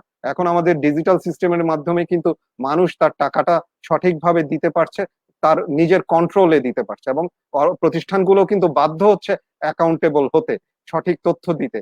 তো এই যে সিস্টেমটা যখন সার্বিকভাবে, এখানে কিন্তু কম্প্রিহেন্সিভলি শুধু আমি বীমা কর্মী অথবা আমি বীমা প্রফেশনাল অথবা আমার প্রতিষ্ঠান অথবা রাষ্ট্র একা এগিয়ে আসলে হবে না, এখানে একটা সমন্বিত প্রয়াস দরকার, আমি এটাই বলবো এই ক্ষেত্রে। অসংখ্য ধন্যবাদ জিয়া স্যারকে। প্রিয় দর্শক, আপনারা দেখছেন বিডি নিউজ গ্লোবাল সংলাপ। আপনারা দেখতে পাচ্ছি যে বিভিন্ন ধরনের প্রশ্ন আসছে এবং স্বভাবতই বীমা নিয়ে আমাদের সমাজে অনেক ধরনের মানে জ্ঞান আছে। সেই জ্ঞানের কিছু সত্য, কিছু মিথ্যা, কিছু হচ্ছে অতিরঞ্জিত এবং কিছু আছে একেবারেই মানে আমাদের প্রথাগত ধারণা। তো আমি একটু হার্ড রিয়ালিটিতে আসি যে আমাদের বাংলাদেশ হচ্ছে একটি তরুণ মানুষের দেশ। বলা হচ্ছে যে এর জনসংখ্যা হচ্ছে আমাদের সবচেয়ে বড় সম্পদ এখন, অর্থাৎ আমাদের ডেমোগ্রাফিক ডিভিডেন্ডের একটা কথা বলা হচ্ছে। এবং বীমা কোম্পানি মনিরুল ইসলাম স্যার যেটা বললেন যে door is open, please come and raise your career, start your career with insurance. তো ইতোমধ্যেই আপনার 7 লক্ষ মানুষ এই বীমা কোম্পানিতে প্রত্যক্ষভাবেই কাজ করে।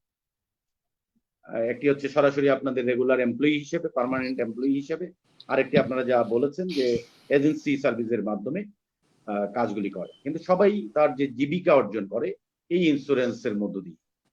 তো 7 লক্ষ মানুষ কিন্তু কম নয়, এটি একটি বিরাট খাত। তো আজকে করোনা ভাইরাসের কারণে এক ধরনের ব্যবসাপাতি আমাদের ক্ষতিগ্রস্ত হচ্ছে। তো এই কিন্তু আমাদের অবশ্যই চেষ্টা হচ্ছে আরো বেশি মানুষের কর্মসংস্থান করা, অর্থাৎ আমরা একটি বিপরীতমুখী জায়গায় দাঁড়িয়ে যাচ্ছি। একদিকে আমাদের সামগ্রিক অর্থনীতি যদি ক্ষতিগ্রস্ত হয়, তাহলে বীমা কোম্পানিগুলো এর বাইরে থাকবে না, সভাপতি বীমা কোম্পানিও এবং সেই ক্ষেত্রে তার যে 7 লক্ষ কর্মী রয়েছে তারাও ক্ষতিগ্রস্ত হতে পারে। কিন্তু আমরা যারা সাধারণ মানুষ, তারা চাই এখানে আরো বেশি মানুষের কর্মসংস্থান।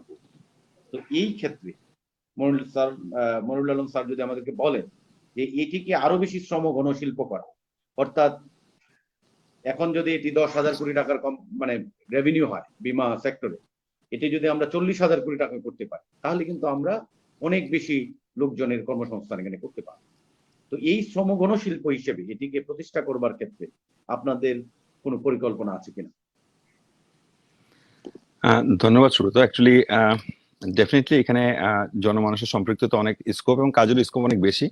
জিয়া যেটা বলছিল, অ্যাকচুয়ালি আমি যদি বলি একটু জাস্ট একটু সাপ্লিমেন্ট করতে চাই যে ইন্ডিয়া থেকে আমরা কেন বাইরে আছি। অনেক সময় বলি যেটা, দেন ইন্ডিয়াতে ওরা একমাত্র ইন্স্যুরেন্স কোম্পানি ছিল LIC টিল 2000, এরপরে প্রাইভেটাইজেশন এসছে ওরা। দেখেন প্রতিটা প্রাইভেটাইজেশন পরে হয়তো আরো 20-25টা কোম্পানি এসছে, কিন্তু প্রতিটা কোম্পানি কিন্তু জয়েন্ট ভেঞ্চার কোম্পানি। সরকার কিন্তু অ্যালাউ করে নাই 100% আপনার লোকাল ইনভেস্টরকে দিয়ে কোম্পানি আনতে।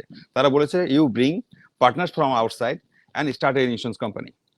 তো তারা কিন্তু যখন এই ইন্স্যুরেন্স কোম্পানিগুলো শুরু করেছে, যদিও 2000 প্রাইভেটে এসছে, কিন্তু তারা 100-200 ইয়ার্স এক্সপিরিয়েন্স কোম্পানিকে সঙ্গে নিয়ে তারা যাত্রা শুরু করেছে। So they have the technical know how. It's not only the, আমি যদি বলি আমাদের শেখার কথা অসুবিধা নাই, আমরা যা শিখছি আমরা নিজের থেকে শিখছি, কিন্তু যদি আমার সঙ্গে যদি টেকনিক্যাল নো হাউটা থাকতো, জিয়া লাকি যে he started his career with AIG, তাদের প্রায় হয়তো 500 বছরের অভিজ্ঞতা আছে তাদের সঙ্গে। কিন্তু লোকাল কোম্পানিগুলো বলি, যেখানে আমাদের ইন্স্যুরেন্স সেক্টরে আমরা যে এখন প্রায় আমাদের 33টা life insurance company, all CEOs are from almost local. জিয়ার মেটলাইফ থেকে এসছে, হয়তো আরো 1-2জন আছে মেটলাইফ থেকে, বাট বাকি সবাই কিন্তু এই লোকালি 85 আমাদের প্রাইভেটাইজেশনে এসেছি, এইখান থেকে গ্রো করে আমরা কিন্তু এই দায়িত্বে এসেছি। কিন্তু ইন্ডিয়াটা একটু ভিন্নতা, যার জন্য হয়েছে কি ওদের ইন্টারন্যাশনাল ফ্লেভারটা ওদের কাছে, প্রোডাক্ট ডাইভার্সিফিকেশন আছে, ওদের চ্যানেল ডাইভার্সিফিকেশন আছে। যে যেটা দেখছিলাম, যেটা আমরা বললাম যে এখনো পর্যন্ত আমরা সেই একমাত্র চ্যানেল যেটা ডিস্ট্রিবিউশন চ্যানেল, আমরা এখন মাত্র এজেন্সি চ্যানেল ইউজ করি, এবং এটাতে রিচ করা খুব ডিফিকাল্ট। একটু কয়েকজন আমি প্রশ্ন দেখলাম ব্যাংক অ্যাসুরেন্স কথা এসছে। ব্যাংক অ্যাসুরেন্স ধরেন আমাদের প্রায় লেট 80s ইউরোপে শুরু হয়েছে, প্রায় ধরেন পৃথিবীতে এটা প্রায় 25 বছর ধরে ব্যাংক অ্যাসুরেন্স চলছে, আমরা এখন এটা দেখি না। আমাদের এখন যেখানে ডিরেক্ট সেলস এর ব্যাপারও এসে গেছে, ব্রোকার এসছে, অনেকগুলো এজেন্সি গুলো এসছে যারা ইন্স্যুরেন্স প্রোডাক্ট গুলো সেল করে। মাল্টিপল চ্যানেল দরকার মানুষের কাছে রিচ করতে গেলে, এবং ওই সঠিক নলেজটা দেওয়া। কারণ আমি যে ইন্স্যুরেন্স জানেন যে আমাদের এখন তবুও সরকার যেটা করেছে যে এজেন্ট কাজ করতে গেলে তাকে একটা বাধ্যতামূলক ট্রেনিং নিতে হবে 72 ঘন্টার। যদিও এটা আমরা ঠিকমতো আমরা যদি ফলো করি, ডেফিনেটলি আমরা একটা ভালো কর্মী বাহিনী তৈরি করতে পারবো। কারণ আমি নলেজেবল, আসলে ইন্স্যুরেন্সের আমি যেটা মনে করি যে knowledge gap is very big.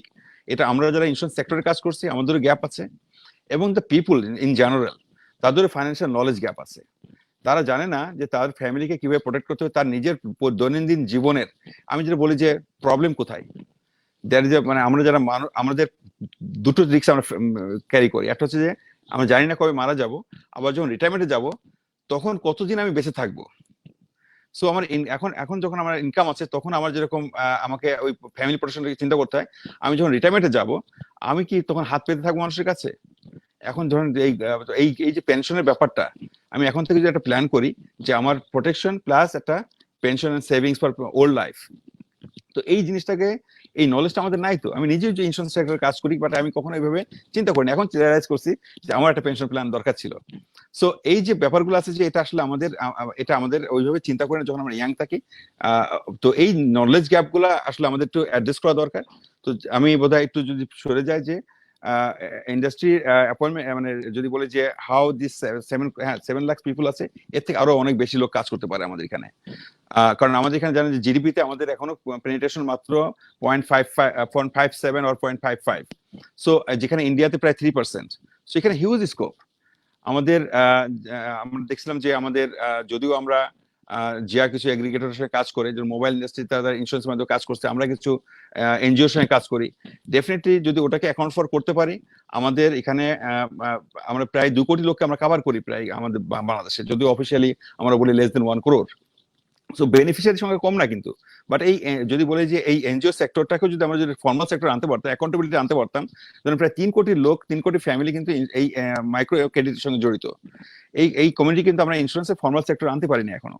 এরা যারা সেলফ ইন্স্যুর যেটা হয়, কিন্তু এটাকে আমাদের ন্যাশনাল রেভিনিউতে শো করা হয় না অ্যাজ এ প্রিমিয়াম। সো অনেকগুলো জায়গা কাজ করা আছে। যেমন ব্যাংকের এখন যেটা হয়েছে, যেমন ব্যাংক তাদের যে একমাত্র যে ইনকামের জায়গা হয়েছে, হয়তো এই তারা যে ফাইন্যান্সিয়াল ট্রেডিং বলেন, আপনার ইন্ডাস্ট্রিয়াল ট্রেডিং বলেন, বাট নন ফান্ডেড ইনকাম, যে ব্যাংক যে একটা নন ফান্ডেড ইনকামের জায়গায় যেতে পারে ব্যাংক অ্যাসুরেন্স থাকলে, it's not only policy holder, not only insurance company, it's win win for the policy holder, win win for the banks, win for the insurance company. কারণ আমাদের লোকজন, আমরা যে বলি ইন্স্যুরেন্স কোম্পানিতে, আমরা মানুষকে পায় না যারা ইন্স্যুরেন্স কোম্পানিতে আসে এবং ইন্স্যুরেন্স পলিসিগুলো কেনে, বাট আমরা ব্যাংকে যাই and we take the service. So that is the one place, এক জায়গা থেকে মানুষ দুটো, কারণ আমরা ইন্স্যুরেন্সটা কিন্তু একটা ফাইন্যান্সিয়াল সার্ভিস, আমরা non banking financial industry, that's the banking financial. So it's financial institutions. তো মানুষ যখন ব্যাংকে আসছে, তারা কিন্তু একসঙ্গে যখন ব্যাংক অ্যাকাউন্ট ওপেন করে, একই সময় কিন্তু একটা ইন্স্যুরেন্সটাও নিতে পারে। বাট এটা না যে আমি ব্যাংক চ্যানেলটা হলে আমাদের এজেন্টরা কাজ পাবে না, না। আমাদের কিছু কিছু high end product bank insurance বিক্রি হয়, খুব সিম্পল প্রোডাক্ট গুলা। টার্ম ইন্স্যুরেন্স প্ল্যান হয়, খুব simple plan, low value plan বিক্রি হয়। বাট যখন আপনি high value product, pension plan, child protection plan, education plan যখন বিক্রি করতে চান, definitely you need a very knowledgeable agents to help you to advise you the right kind of product. So সেখানে এজেন্টের রোল আসলে সবসময় থাকবে, বাট সবসময় বলি নলেজ বেস সেল হতে হবে। এই জন্য বলি যে আমাদের যারা আমি ইন্স্যুরেন্স সেক্টরে, আমরা যারা অফিসে কাজ করি অথবা যারা ডেভেলপমেন্টে কাজ করছি, সবারই কিন্তু এই নলেজ আহরণের জন্য আমাদের চেষ্টা করতে, মানুষকে রাইট ইনফরমেশন, যেটা জিয়া বলছিল যে আমরা আসলে রাইট ইনফরমেশন দিই না মানুষকে।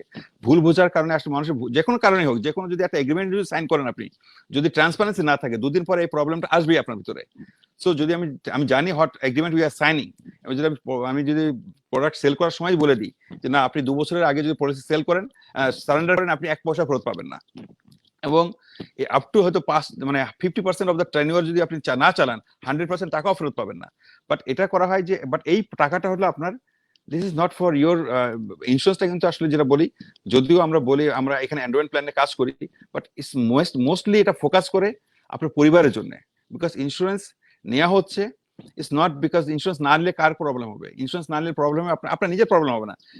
আমি মারা যাব, আমি চলে যাব, আমার কোনো প্রবলেম নাই, but the people who depends on me, আমার ইনকামের উপর যাদের ডিপেন্ডেন্সি, আমার অ্যাবসেন্সে কিন্তু তাদের প্রবলেম হয়। সো ইন্স্যুরেন্সটা হচ্ছে আমার পরিবারের জন্য, it's not me, because I love my family, I love my children, তার প্রপার এডুকেশন পাক, বাট আমি বেঁচে থাকলেও কিন্তু ultimately I am getting back the money. So এই কনসেপ্ট যে ওই জিনিসটা যারা ফ্যামিলি, এই জন্য বলি যারা রেশনাল, যারা চিন্তা করে তার ফ্যামিলির জন্য, definitely they will think insurance.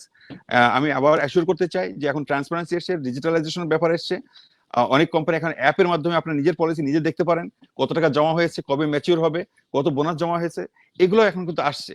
So transparency এসছে, আপনারা এগিয়ে আসেন, you will get the best service. আমি মনে করি যে হয়তো কিছু আমাদের প্রবলেম আছে, but most of the company try করছে। উইদাউট সার্ভিস দেওয়া ছাড়া এই ইন্ডাস্ট্রিতে কেউ সাস্টেন করতে পারবে না। আমরা সবাই এখন বিশ্বাস করি যে আমাদের কথা কাজে এবং সার্ভিসের জন্য আমরা মিল রাখতে পারি। ধন্যবাদ সুব্রত। অসংখ্য ধন্যবাদ মনিরুল আলম স্যার। আমি জিয়া স্যারের কাছে জানতে চাইবো যে কথাটি আমি বিশ্বাস করি, যে আমাদের মতো দেশ যেগুলি ধরেন সোশ্যাল সেফটি নেট আছে বটে, কিন্তু কানাডার মতো নিশ্চয়ই নেই। তো এই রকম একটি বাস্তবতায় আমাদের স্বাস্থ্যসেবার যদি উন্নতি চাই, তাহলে অবশ্যই এই যে স্বাস্থ্য সেবা মানে শুধু হাসপাতাল নয়, এটি ডাক্তার নার্স মিলে আসলে হাসপাতাল নয়, হাসপাতাল একটি ইন্টিগ্রেটেড অ্যাপ্রোচ, এবং এই ইকোলজিতে ইন্স্যুরেন্স, লাইফ ইন্স্যুরেন্সের একটি বিরাট ভূমিকা রয়েছে। তো আপনি একজন বীমা পেশাদার মানুষ হিসেবে এই সেক্টরে দীর্ঘদিনের অভিজ্ঞতা থেকে মনে করেন কিনা যে জীবন বীমার বিস্তৃতি ব্যতি রেখে আসলে উন্নত স্বাস্থ্য সেবা প্রদান করা বাংলাদেশে আদৌ সম্ভব নয়? এটি আমি বিশ্বাস করি। আপনার মতামত? অবশ্যই আমিও একমত। কারণ হচ্ছে যে দেখেন, আমরা যেহেতু বারবার উন্নত বিশ্বের সাথে তুলনা করতে চাই এবং আমরা উন্নত বিশ্বর একটা উন্নত বিশ্বের দিকে এখন আমরা যাচ্ছি, নিজে কম্পিটিটর হচ্ছি, তাহলে উন্নত বিশ্বে কি হচ্ছে? আমরা উন্নত বিশ্বে কিন্তু দেখা যাবে যে পুরো স্বাস্থ্য মানে হেলথ সেক্টরটাই কিন্তু ইন্স্যুরেন্সের সাথে একটা কমপ্লিমেন্টারি রোল প্লে করছে। তো দুজনই কিন্তু উইন উইন, এখান থেকে একজনের ব্যবসা হচ্ছে, আরেকজনের রিস্ক প্রোটেকশন হচ্ছে, এবং তার মাধ্যমে কিন্তু সবচেয়ে বেশি সুফল পাচ্ছে জনগণ। তো আমাদের আজকের এই যে জনগণ, আজকে এই যে আমাদের এক একটা এই যে প্যান্ডেমিক সিচুয়েশন, অথবা গত বছর আমাদের প্রায় 1 লাখ ডেঙ্গু হয়েছিল মানুষের, এই যে মানুষগুলো, অথবা আমাদের এই যে মিডল ইনকাম ফ্যামিলি, যারা, তাদের সবচেয়ে বড় শখটা কি জানেন? যদি একটা পরিবারে কেউ অসুস্থ হয়, তাদের সকল সঞ্চয় শেষ হয়ে যায়। তো এই যে, তাহলে তার এই সঞ্চয়টা করতে আবার সে কিন্তু ড্রপিং ডাউন টু পোভার্টি। একটা লোক মানে তার সঞ্চয় করে একটা ভালো অবস্থানে আছে, একটা হেলথ হ্যাজার্ডের কারণে তার পরিবারের, তার বাবা মার বা তার পরিবারের যে কোনো সদস্যের অথবা নিজের কারণে কিন্তু তার আর সকল সঞ্চয় কিন্তু তার হারিয়ে যায়। তাহলে এই সঞ্চয় হারিয়ে যাওয়া থেকে কিভাবে প্রোটেকশন হবে? সেই প্রোটেকশনের জন্য কিন্তু কমপ্লিমেন্টারি হিসেবে হেলথ ইন্স্যুরেন্স এবং ইন্স্যুরেন্সকে লাগবেই। তো হেলথ সিস্টেম, হেলথ ইকোসিস্টেম যেটাকে আমরা বলবো, হেলথ পুরো ইকোসিস্টেমটার সাথে যখন ইন্স্যুরেন্সটা আসবে, তাহলে কিন্তু এটা উইন উইন হবে। কারণ আমাদের দেশে আমরা যদি ইন্স্যুরেন্সটাকে সামহাও যদি এটা বাধ্যতামূলক না করি, তাহলে কিন্তু মানুষ স্বেচ্ছায় কেউ ইন্স্যুরেন্স কিনে না। ইভেন ইউরোপেও কিন্তু স্বেচ্ছায় ইন্স্যুরেন্স কিনতে চায় না, যেহেতু রেগুলেটর তাকে বাধ্য করেছে, তাই কিন্তু বাধ্য। আমাকে যদি আজকে সিনজেন্ট ভিসার জন্য বাধ্য না করতো, আমি ইন্স্যুরেন্স ছাড়াই কিন্তু ওই দেশে যেতাম। সুতরাং আমাদের হ্যাবিট কিন্তু এমন যে আমাকে কেউ বাধ্য না করলে হবে না। সুতরাং আমার পুরো ইকোসিস্টেমটার জন্য আমাকে এটার প্রোটেকশনের জন্য মিনিমাম করতে হবে। ওবামা কেয়ার কেন এসেছিল? ওবামা কেয়ার কিন্তু সাকসেসফুল, কিন্তু তার পরবর্তী সে দেশের পলিটিক্যাল ডিফারেন্ট ইস্যু। কিন্তু এখানে ওবামা কেয়ার কি করতে চেয়েছিল? যে প্রত্যেকটা লোকের মিনিমাম তার অ্যাসুরেন্সটা যাতে হয়, মিনিমাম সে প্রোটেকশনটা পেতে পায়। আমি একটা অন্য উদাহরণ দিতে চাই। আমি একবার সিঙ্গাপুরে গিয়েছিলাম, সেখানে একটা ফুড কোর্টে আমার ওখানকার এক কোম্পানির সিইওর সাথে ফুড কোর্টে খেতে বসছিলাম, এবং দেখা গেছে ওখানে $5 কিন্তু কেউ খেতে পাচ্ছে, আবার $2000 খেতে পাচ্ছে। তাহলে ওখানে গভর্নমেন্ট কি অ্যাসুর করেছে? যে মিনিমাম যাতে আমি ফুডটা পাই। তো আপনাকে অ্যাসুর করতে হবে যে মিনিমাম ইন্স্যুরেন্স সবার থাকতে হবে। আজকে 16 কোটি মানুষ বা 17 কোটি মানুষ, তার 17 কোটি মানুষকে যদি আমি কোনো একটা সেফটি নেটের সিস্টেমে গভর্নমেন্ট কতদিন অনুদান দিবে? আমরা কিছু হলেই গভর্নমেন্টের দিকে হাত পাতি। এখন আমি যদি সাস্টেনেবল গ্রোথের দিকে যেতে চাই, কতদিন গভর্নমেন্ট আমাকে অনুদান দিবে? গভর্নমেন্টের উপর আমি কতদিন এই মানে অনেকটা সো কল্ড, শুনতে খারাপ লাগবে, খয়রাতি সাহায্যের দিকে আমরা চেয়ে থাকি, মনে করি সরকার আমাকে কিছু দিবে। কেন? আমরা যদি এই যে 17 কোটি মানুষ, আজকে আপনি যদি সিম্পল একটা চিন্তা করেন, আমি কি আপনিই বলছিলেন যে আমাদের 10,000 কোটি টাকার বীমা শিল্প, লাইফ ইন্স্যুরেন্সের এরিয়া। আজকে যদি 17 কোটি মানুষের কাছ থেকে 1 টাকা করে আমি পার ডে প্রিমিয়াম নিতে পারতাম, তাহলে আমার 17 কোটি লোক ইন্টু 365 কি পরিমাণ রেভিনিউ আমাদের আসতো পুরো ইন্স্যুরেন্স সেক্টরকে, এবং তার মাধ্যমে কিন্তু আমি সবাইকে প্রোটেকশনে নিয়ে আসতাম। হ্যাঁ, আমি মিনিমামটা দিব, আর এরপরে আমার চয়েস, আমি মিনিমামটা পেলাম, এরপরে আমি আরো ভালো থাকতে চাই, আমি আরো আমার পরিবারকে আরো ভালো প্রোটেকশনে আনতে চাই, তাহলে আমি অন্য আরো বেটার ইন্স্যুরেন্স নিলাম, অথবা আমি এটাকে টপ আপ করে আরো ভালো, আরো বড় কাভারেজ নিলাম। স্যার যেই কথাটা বলেছেন, তপন স্যার, যে আমরা মিনিমাম টুকুন অ্যাসুরেন্স তো আমাদেরকে করতে হবে, তাহলেই যদি আমি মিনিমামটা অ্যাসুরেন্স করতে পারি। ব্যাংক অ্যাসুরেন্সে যেটা বলেছে, ব্যাংক অ্যাসুরেন্স আপনি ওখানে কিছু টার্ম ইন্স্যুরেন্স অথবা কিছু এক ধরনের ইন্স্যুরেন্স তাকে প্রোটেকশনে, ব্যাংকিং সেভিংস আর ক্রেডিটের সাথে প্রোটেকশন অ্যাসিওর করে দিবে। কিন্তু তার যদি মনে করে যে না, আমি আমার লাইফকে আরো ভালো করতে চাই, আরো ভালো অবস্থায় থাকতে চাই, এটা তো আমার, আপনি যে প্রথমেই প্রশ্ন করেছিলেন স্বপ্নের কথা, আমরা তো সবাই অনেক ভালো জায়গায় থাকতে চাই, বা গুলশানে থাকতে চাই বা বনানীতে থাকতে চাই, তাহলে সেখানকার জন্য তো আমাকে এক্সট্রা প্রিমিয়াম দিতে হবে, কিন্তু গুলশান বনানীর আগে তো আমাকে একটা ভালো বাসায় থাকতে হবে। তাহলে আমি যে মিনিমাম হাউজিংটা, মিনিমাম ফুডিংটা বা বেসিক নিডসটা আমাকে ফুলফিল করতে হবে। তাহলে স্বাস্থ্যের সেই বেসিক নিডসটা ফুলফিল করতে হলে আমাকে কিন্তু সেই ধরনের একটা সমন্বিত উদ্যোগ আসতে হবে, যার মাধ্যমে কিন্তু আমি সবাইকে প্রোটেকশন দিলাম। তাহলে কিন্তু সবার প্রোটেকশন আসলে, আমাদের ইন্স্যুরেন্সের থিওরি অনুযায়ী আমি যদি সবাইকে অ্যাকোমোডেট করতে পারি, আমার কিন্তু প্রিমিয়াম কমে যায়। আমরা মনে করি কি ইন্স্যুরেন্স হচ্ছে একটা হায়ার ক্লাস পিপলের, এফোর্ডেবল লোক না হলে আমি ইন্স্যুরেন্স প্রোটেকশন পাবো না, সেটা কিন্তু না। আমরা কিন্তু সমন্বিত প্রয়াসের মাধ্যমে, আমি একটা উদাহরণ দিতে পারি, আমি এর আগে যে প্রতিষ্ঠানে চাকরি করতাম, উত্তরবঙ্গের মঙ্গার মতো এলাকায় আমি ইন্স্যুরেন্স করিয়েছিলাম। আমাদের সেখানে দেখা গেছে রিনিউয়াল পারসিস্টেন্সি প্রায় 85%, যেখানে নর্মালি আমরা 50%ও আনতে পারি না। কারণ মানুষ যখন সেবাটা পেয়েছে, স্বাস্থ্য সেবাটা পেয়েছে, তখন কিন্তু সে পরবর্তী বছরের প্রিমিয়ামটা দিয়েছে, এবং ওই প্রিমিয়ামটা যদি আবার এফোর্ডেবল হয়, তখন কিন্তু তার গায়ে লাগবে না। যখন দেখবে যে আমি মাসে 10 টাকা প্রিমিয়াম দিব, কথার আমি এক্সাম্পল হিসাবে, তখন কিন্তু আমার গায়ে লাগবে না। কিন্তু আমার যদি মনে হয় মাসে আমাকে 15,000 টাকা দিতে হবে, তখন কিন্তু আমার গায়ে লাগবে। কিন্তু যখন সবাই আসবে, অল পপুলেশন আমার ইন্স্যুরেন্সের কাভারেজে আসবে, আমরা কিন্তু সুন্দরভাবে ভালো ভালো প্রোডাক্ট নিয়ে আসতে পারবো। ইফোর্ডেবল প্রোডাক্টের জন্য আমরা কম্পিটিটিভ হব।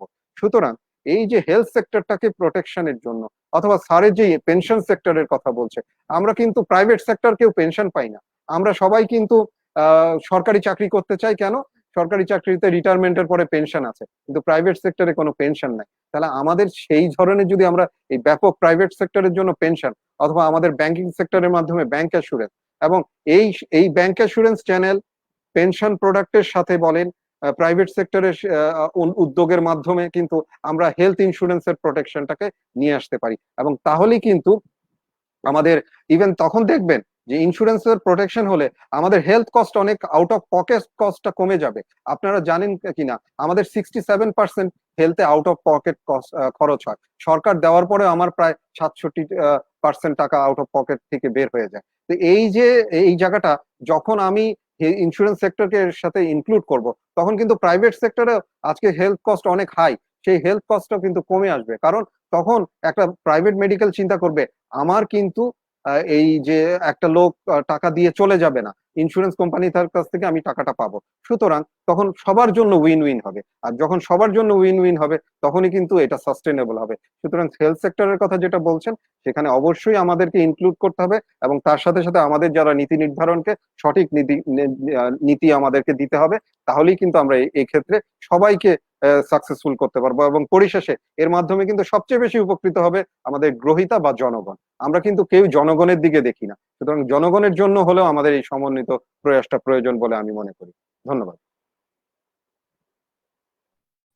অসংখ্য ধন্যবাদ জিয়া স্যারকে।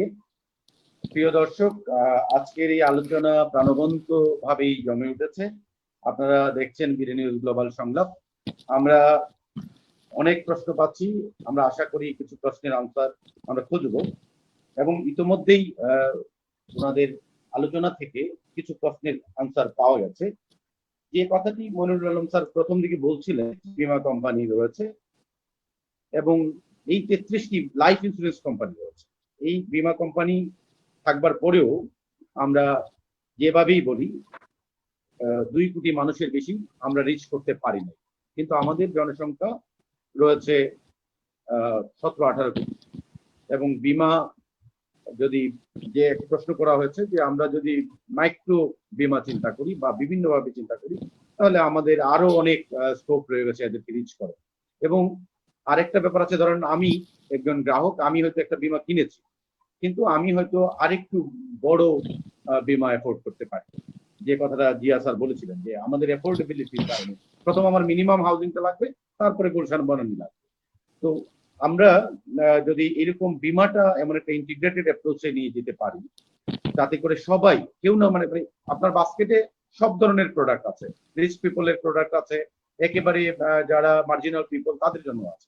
এরকম যদি করতে পারি তাহলেই সম্ভব সবার জন্য জীবন বীমা। এবং এই সবার জন্য মানে হচ্ছে নিম্নবিত্ত, মধ্যবিত্ত, একেবারে প্রান্তিক যে মানুষ, অর্থাৎ ধরেন ব্র্যাকের যারা মাইক্রো ক্রেডিট নেয়, এই মানুষটাও কি কতদিনের মধ্যে এই মানে বীমার আওতায় নিয়ে আসা সম্ভব বলে আপনি মনে করেন, বা এই বিষয়টি নিয়ে আমরা আসলে কি ভাবছি?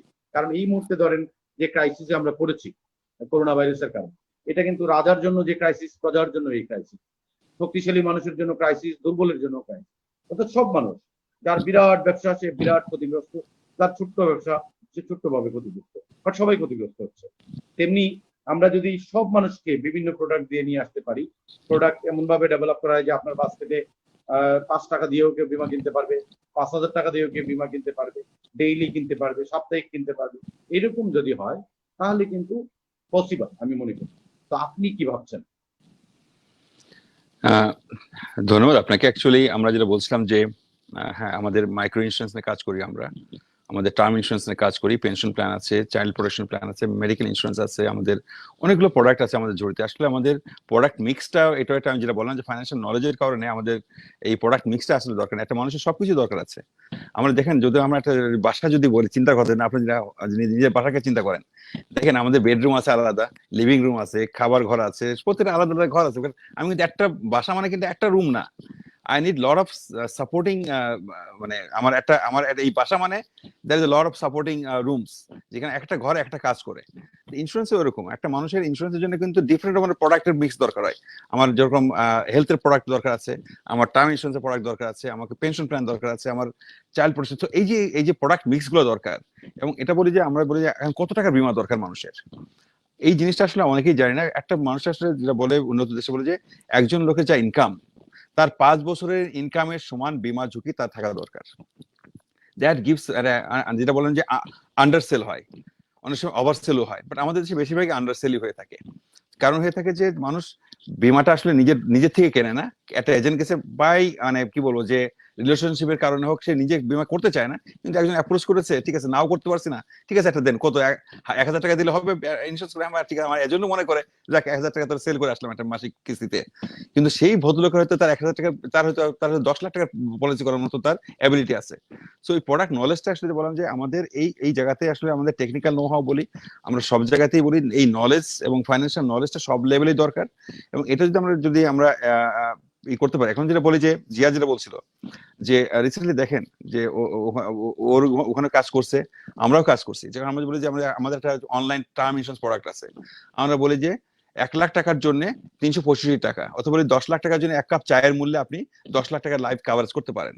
এবং এটা একটা আমাদের অনলাইন পোর্টাল থেকে মানুষ কিনতে পারে, 15 মিনিটের মধ্যে তার এনআইডি শেয়ার করে সে কিন্তু একটা প্রোডাক্ট কিনতে পারে, এবং সেখানে ইনস্ট্যান্টলি কভার করতে পারে। বললাম যে ডেইলি 10 টাকা করে যদি সে খরচ করে, মানে ইনভেস্ট করে ইন্স্যুরেন্স কোম্পানিতে, সে 10 লাখ টাকার মতো প্রোটেকশন ফ্যামিলিকে দিতে পারে। এটা হয়তো প্রোটেকশন, কিন্তু আরেকটা প্ল্যান তার সঙ্গে দরকার, আরো 10 লাখ টাকা সে পেনশন নিতে পারে, আরো 10 লাখ টাকা নিতে পারে চাইল্ড এডুকেশনের জন্য নিতে পারে। সো অনেকগুলো প্রোডাক্ট মিক্স করে কিন্তু সে 5 বছরের সমান একটা তার প্রোটেকশনটা তার ফ্যামিলির জন্য, তার নিজের জন্য নিতে পারে। যেটা হেলথ ইন্স্যুরেন্স কথা বলছিল জিয়া, অ্যাকচুয়ালি এটা আমার কাছে সবসময় মনে হয় হেলথ ইন্স্যুরেন্স ছাড়া আমি নিজেও চিন্তা করি যে আমি যখন রিটায়ারমেন্টে যাবো আমার হেলথ ইন্স্যুরেন্স নিজস্ব দরকার হবে। কারণ হেলথ ইন্স্যুরেন্স যেটা হয় যে এই যে বলছে যে চিকিৎসার জন্য, দেখেন একটা ক্রিটিক্যাল ইলনেস বলে একটা খুব সিম্পল প্ল্যান আছে, আপনি 1 লক্ষ টাকার জন্য বছরে প্রিমিয়াম আসে হয়তো 200 থেকে 300 টাকা। লাইফ কাভারেজ আছে আপনার 10 লাখ টাকার, সঙ্গে একটা ক্রিটিক্যাল ইলনেস নেন, যদি আল্লাহ না করে যখন আপনার হার্ট অ্যাটাক হোক, ক্যান্সার হোক, কিংবা ধরেন প্যারালাইসিস হোক, মেজর কোন যদি রোগ হয়, সেটা যদি ডায়াগনোসিস হলে কিন্তু আপফ্রন্ট ইন্স্যুরেন্স কোম্পানি আপনাকে ওটা 10 লাখ পর্যন্ত কাভার করে আপনার সিআই কে, আমরা যেটা লোকাল করছি। সো 10 লাখ পর্যন্ত কাভার কিন্তু সে ইনস্ট্যান্ট পেতে পারে, এবং এটার জন্য প্রিমিয়াম হয়তো 3,000 টাকা লাগবে বছরে। তো 3,000 টাকা দিয়ে 10 লাখ টাকার ট্রিটমেন্ট কাভারেজ কিন্তু সে, যেমন হার্ট অ্যাটাক করলে আমাদের যেটা বলি যে, আমার নিজের ওয়াইফের বলে কথা বলি, 2014 সালে আমার আমার তখন কাভারেজ ছিল 4 লাখ টাকার ইন্স্যুরেন্স কাভারেজ ছিল আমার ওয়াইফের জন্য। তো আমার ধারণা ছিল যে 4 লাখ টাকার কাভারেজ এটা খুব ভালো কাভারেজ আমার জন্য।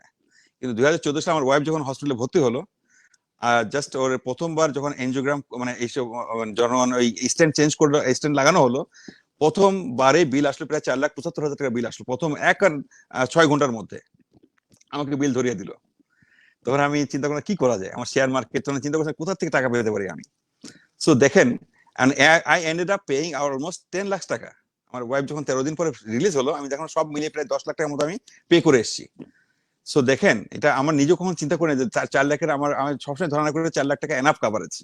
বাট আমি যখন চিন্তা করি আমার যেটা সিআই কাভারেজ থাকতো, যেটা 10 লাখ টাকা কাভারেজ যেটা হার্ট অ্যাটাকের জন্য পাওয়া যায়, আসলে আমি নিজে ইন্স্যুরেন্সে কাজ করি, বাট আমি ওইভাবে চিন্তা করি নাই। আমি এই জন্য বলছি যে আমাদের নলেজ লেভেলে কিন্তু এখনো ওইভাবে আমরা চিন্তা করি না। আমরা মনে করি যে আল্লাহ আছে, কোনো একটা না একটা ব্যবস্থা হয়ে যাবে।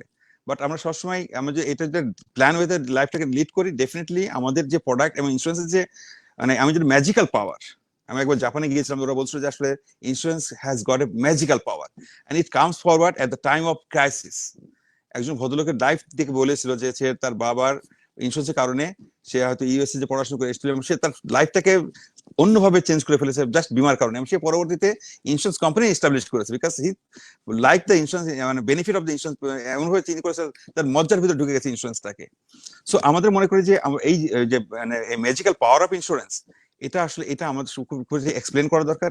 থ্যাংক ইউ যে আপনারা আজকে এরকম একটা অনুষ্ঠানের আয়োজন করেছেন। আমরা যতবার মানুষের কাছে আসতে পারবো, মানুষ বুঝবে যে এখন ট্রান্সপারেন্সির বাইরে নাই। কারণ এখন ইডরা যেটা বলে, আমাদের রেগুলেটর খুব ভেরি স্ট্রং। দেখেন এখন আমাদের দাবি বিরোধের একটা কমিটি আছে। যদি ইন্স্যুরেন্স কোম্পানি ক্লেম না দেয়, যদি তারা ইডরাতে যদি তারা ক্লেম মানে কমপ্লেন করে, বাধ্য হবে তারা জবাব দিতে আনার জন্য ইন্স্যুরেন্স কোম্পানি গুলাকে। সো এই প্রোটেকশন গুলাকে আমাদের অ্যাওয়ারনেস না দরকার। এবং আমাদের জানেন যে এখন বলা আছে, প্রতিটা উপজেলাতেও বলা আছে যে যদি ইন্স্যুরেন্স সংক্রান্ত কোনো কমপ্লেন থাকে, তারা কোথায় যোগাযোগ করবে। এখন মোবাইল এমন একটা ফ্যান্টাস্টিক কানেকশন, সে উজিরপুরে আছে নাকি সে মানে রাঙ্গামাটিতে আছে নাকি দিনাজপুরে আছে, ইট ডাজন্ট ম্যাটার। ওই ফোনে ফোন করলে আমার রেগুলেটরের সঙ্গে কথা বলতে পারছে, এবং সেখানে তারা কমপ্লেন লস করতে পারছে। কমপ্লেন পাওয়ার সঙ্গে সঙ্গে কিন্তু আমাদের একটা কমিটি আছে, সেখানে কিন্তু ইন্স্যুরেন্স কোম্পানি তারা কল করছে যে কেন দেন না ক্লেমটা। সো এখন যেটা হচ্ছে অ্যাওয়ারনেসটা দরকার, যে একটা হচ্ছে যে আপনি এখন যদি দাবি করেন এবং সেটা যদি আপনার কাগজপত্র ঠিক থাকে, definitely you will get the benefit of insurance. এর কোনো মতো স্কোপ করার কোনো স্কোপ নাই। হ্যাঁ, ডিলে করতে পারে, কিন্তু এখন যেটা বললাম যে সার্ভিস ছাড়া, মানে without giving proper service to the customers, কোনো মতেই তারা এই সাস্টেন করতে পারবে না। এই যে কোভিড এর কথা বলি, আমরা বারবার এটা ভুলে গেলাম যে কোভিড আসলে এশিওর করতে চাই যে কোভিড এর আমাদের যে বাংলাদেশের যে সিস্টেম, সেখানে আপনার হেলথ ইন্স্যুরেন্স থাক, লাইফ ইন্স্যুরেন্স থাক, all are covered by this covid or cover in the policy. So covid এর কারণে আমাদের যত গ্রাহক আছে, যে 2 কোটি গ্রাহক আছে কিংবা সারা বাংলাদেশে, এদের কারো যদি কোভিড রিলেটেড যদি ডেথ হয়, definitely insurance company will come forward and pay the claim. যাদের মেডিকেল ইন্স্যুরেন্স আছে, তারা যদি অসুস্থতার কারণে হসপিটালে ভর্তি হয়, definitely they will get the claim. Covid is not excluded in Bangladesh, এবং এটা মনে হয় নেক্সট টাইম রেগুলেটর আমাদেরকে স্পেসিফিক্যালি বলে দিবে যে কোভিডকে তুমি এক্সক্লুড করতে পারবে না। হয়তো প্রাইসিং হয়তো একটু রিভিউ হতে পারে সারা ওয়ার্ল্ড ওয়াইড, আমি জানি না। এখন যে সিচুয়েশন চলছে, definitely we are suffering as a industry. যদি বলি যে আমরা ডেফিনেটলি আমরা সাফার করছি, কারণ আমাদের রেভিনিউ কমে যাচ্ছে, আমাদের রিনুয়াল পার্সেন্টেজ ফল করছে। আমাদের এজেন্ট যারা আছে, তারা জানেন আমাদের এজেন্টগুলো সেল করে, ফেস টু ফেস সেল করে, তারা এখন সোশ্যাল ডিস্টেন্সিং এর কারণে তারা কাস্টমার কাছে যেতেও পারছে না। এমন এই কথা না বলতে পারলে তারা প্রোডাক্ট সেলও করতে পারছে না। But we R as a industry, আমরা সবার সঙ্গে কথা বলছি, সবাই চেষ্টা করছে কিভাবে এই রিমোটলি আমরা কাস্টমার কাছে রিচ করতে পারি। সো এই কোভিড আমাদের কিন্তু একটা ইনোভেশনও দিচ্ছে। যেটা বলি আমরা, যে আমরা জিয়া বলুক, আমরা সবাই কিন্তু কাজ করছি, কিন্তু এই যে আমরা we are in holiday, but really we are holiday no, বরং আমরা এখন বেশি কাজ করছি। এখন সারাদিন কাজ করি, রাত্রেও কাজ করি, কারণ আমাদের এখন ওয়ার্ক ফ্রম হোম কাজটা এমন ভাবে এসে গেছে। কারণ অফিস, আমি যেটা বলি, আমার কলিগের সঙ্গে আজকেও কথা বলছিলাম, don't think that you will be able to attend office. সরকার যদি বলে লকডাউন খুলে দিলাম, কালকে থেকে অফিস করো, নো, আমরা অফিসে যেতে পারবো না, কারণ সোশ্যাল ডিস্টেন্সিং মেনটেন করে অফিস করতে হচ্ছে। গার্মেন্টস যেরকম হচ্ছে, ইন্স্যুরেন্স কোম্পানি বলে অন্যান্য কোম্পানি সবাইকে কিন্তু সোশ্যাল ডিস্টেন্সিং মেনেই কাজ করতে হবে। So we have to learn how to work remotely, work from home কে আমরা কিন্তু একটা নতুন ইনোভেশন আসছে আমাদের এই কোভিড এর কারণে। সো আমাদের এজেন্ট গুলোকে আমরা ট্রেন আপ করছি যে তোমরা কেমনে ফেস টু ফেস না করে কেমনে অনলাইনে তুমি প্রোডাক্ট সেল করতে পারো, কিভাবে তুমি। সো আমাদের সরকার রিসেন্টলি জানেন যে ইকোআইসি একটা বাংলাদেশ ব্যাংক একটা সার্কুলার দিয়েছে গত ডিসেম্বরে, যেটা এখন বিকাশে যেটা দেখেন যে জাস্ট আপনার এনআইডি 2 সাইডে সোয়াইপ করলে আপনি একটা বিকাশ অ্যাকাউন্ট করতে পারছেন। হয়তো টাইম উইল কাম এই কোভিড এর কারণে খুব দ্রুত যে একটা শুধুমাত্র একটা তার এনআইডি কার্ড সোয়াইপ করে সেটা ইন্স্যুরেন্স পলিসি নিতে পারবে। So I am very optimistic. আমি মনে করি যে এই কোভিড আমাদের অনেক কিছু শিখাইছে, এবং আমরা মনে করি যে ইন্স্যুরেন্স কোম্পানি এবং আমাদের গ্রাহকের মধ্যে সম্পৃক্ততা আরো বাড়বে এবং will go forward. Thank you Subrata. অসংখ্য ধন্যবাদ স্যার। যে প্রশ্নটি আপনার আলোচনা থেকে এসেছে, আমি যে স্যারের কাছে যাবার আগে শুধু এই প্রসঙ্গে একটু বলে নিই যে নতুন একটা পৃথিবী আমাদেরকে আসলে পেতে যাচ্ছি আমরা। মানে করোনা ভাইরাস যাক আর না যাক, আমাদের জীবন আসলে ধীরে ধীরে স্বাভাবিক হবেই, এবং সেটি হয়তো একটি নতুন কর্ম পরিবেশ আমরা পাবো, সোশ্যাল ডিস্টেন্সিং বলি আর যাই বলি। তো নতুন পৃথিবীর জন্য আসলে নতুন ইন্স্যুরেন্সও লাগবে, নতুন লাইফ ইন্স্যুরেন্স লাগবে, এবং প্রত্যেকটি ক্রাইসিসেরই কিছু অপরচুনিটি বা সম্ভাবনা জায়গা রেখে যায়। আপনারা যেটা বললেন যে এই সময়টা আপনারা ইনোভেশন নিয়ে চিন্তা করছেন, তো তেমনি আমরা মনে করি যে নতুন যে পৃথিবীতে আমরা যাচ্ছি, এখন আমরা উই আর ইন ট্রান্সফরমেশন। এই ট্রান্সফরমেশনের পরে যে পৃথিবীটায় আমরা যাব, সেটি ইন্স্যুরেন্সের জন্য হবে একটি চমৎকার পৃথিবী। কারণ আমরা এইবার বুঝতে পেরেছি আমাদের মধ্যে অনেক হতাশা আছে, জীবন নিয়ে হতাশা, আত্মীয় স্বজন নিয়ে হতাশা, চাকরি নিয়ে হতাশা। কিন্তু যখন আমাদের জীবন বিপন্ন, তখন কিন্তু আমরা দেখছি যে আমরা প্রাণপণে বাঁচতে চাই, এবং এই যে বাঁচতে চাওয়ার যে আকুতি, এটা বোঝায় যে আমরা আসলে আমাদের জীবনকে ভালোবাসি। কিন্তু যখন আমরা খুব স্বাভাবিক অবস্থায় থাকি, তখন আমাদেরকে চারপাশের না অপ্রাপ্তিগুলি আমাদেরকে খুব ভোগায়। কিন্তু এইবার কিন্তু সমস্ত অপ্রাপ্তি আমরা জেরে ফেলে দিয়েছি। এখন শুধু আমি ঘর থেকে বেরিয়ে যেতে পারলেই খুশি, আমার বন্ধুর সাথে দেখাটা হলেও আমি খুশি। অর্থাৎ এইরকম একটা ক্রাইসিসে এসে আমরা একদিকে দেখছি মানবিক বিপর্যয়, মানুষ লাশ ফেলে চলে যাচ্ছে, আত্মীয় স্বজন দেখে পালিয়ে যাচ্ছে। আবার একই সাথে দেখছি মানুষের উত্তরণ, যে মানবিক মানুষ মানুষের পাশে গিয়ে দাঁড়াচ্ছে। অর্থাৎ দুটি চিত্রই দেখছি। তো আমি জিয়া স্যারের কাছে জানতে চাইবো যে নতুন যে পৃথিবীতে আমরা মানে যাচ্ছি, সেই পৃথিবীতে একটি জিনিস নিশ্চিত করতে হবে, সেটি হচ্ছে উইন উইন সিচুয়েশন লাগবে। এই উইন উইন বলতে হচ্ছে কয়েকটা পক্ষের উইন উইন। একটা হচ্ছে কাস্টমারের সাথে ইন্স্যুরেন্স কোম্পানির উইন উইন রিলেশন লাগবে। আপনার প্রোডাক্ট যে লোকটি পৌঁছে দেয় বা যে মাধ্যমেই পৌঁছে দেয়, এই যে স্টেক হোল্ডার, এই স্টেক হোল্ডারের, সে এমপ্লয়ি হতে পারে, সে এজেন্সি হতে পারে, সে থার্ড পার্টি কেউ হতে পারে, তার জন্য একটি উইন উইন সিচুয়েশন থাকতে হবে। যদি এইরকম একটি ইন্টিগ্রেটেড অ্যাপ্রোচ আমরা তৈরি করতে পারি যে দিন শেষে সবাই উইন উইন, তখনই কিন্তু বীমা আপনার একদম আমি যেটা বলি বোমিং একটি অবস্থায় যাবে, এবং যাবেই, আজকে না গেলে কালকে যাবে। তো এই বিষয়ে আপনি এখন যে অবস্থায় আছে, আমি নিশ্চিত আপনারা হয়তো বলবেন যে রিপ্রেজেন্টেটিভ হিসেবে এখনো উইন উইন আছে, কিন্তু উইন উইন থাকলেও যে কথাটা আলম স্যার বললেন, মনিরুল আলম স্যার, যে নলেজ গ্যাপ বা অ্যাওয়ারনেস, বা আমি সার্বিকভাবে বলে আমাদের সচেতনতার যে বাস্তব অবস্থা, সেটি আসলেই খুবই মারাত্মক অবস্থা। কারণ আপনি বলেছেন যে আমি ঢাকা বিশ্ববিদ্যালয় থেকে পাশ করেছি, বাট আমি জানি না how I should manage my finance. অর্থাৎ আমি খুব ভালো ফাইন্যান্স ম্যানেজার। আমি তো এটি তো মনে করি অনেক পরের বিষয়। বাংলাদেশ একটি নদীমাতৃক দেশ, বাংলাদেশের অসংখ্য মানুষ বুয়েটের স্টুডেন্ট, ঢাকা বিশ্ববিদ্যালয়ের স্টুডেন্ট পুকুরে পড়ে মারা যায়, কারণ হচ্ছে সাঁতার জানে না। মানে আমার কাছে মনে হচ্ছে লাইফ স্কিলের দিক থেকে আমরা খুবই দুর্বল। মানে আমরা যারা হাওরে পড়ে হচ্ছি, যে সাঁতার শিখা তো এটা কোনো বিষয়ই, এমনি এমনি আমরা শিখেছি।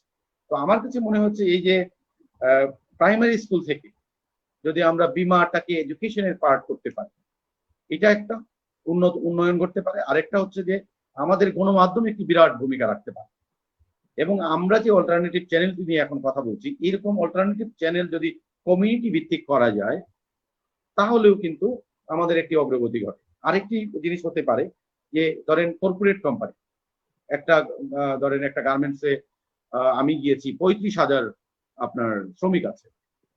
তো এটা কিন্তু খুব সহজ, একটা গার্মেন্টস এর 5 জন উচ্চ পর্যায়ের কর্মকর্তা চাইলেই এই 35,000 মানুষের জীবন কিন্তু পাল্টে দিতে পারে। 35,000 মানুষ মানে 35,000 পরিবার। সেই 35,000 পরিবার কিন্তু একটা বিরাট গ্রুপ। তো এইভাবে যদি আমরা চিন্তা করি যে উইন উইন সিচুয়েশন যদি নিশ্চিত করা যায়, তাহলে কিন্তু আমরা পৌঁছে যাব একদম প্রান্তিক মানুষের কাছে। তার হাওর জয় করে আমরা বরেন্দ্র অঞ্চল পর্যন্ত সব জায়গায় জীবন বীমা পৌঁছে দিতে পারবো। আপনি এই বিষয়ে মন্তব্য করবেন, এবং আমরা এর পরপরই একদম দর্শক অনেকগুলি প্রশ্ন করেছেন, আমরা খুব দ্রুত সেই প্রশ্নগুলির আনসার খুঁজবো, তারপরে আমরা এই অনুষ্ঠানটি শেষ দিকে যাব।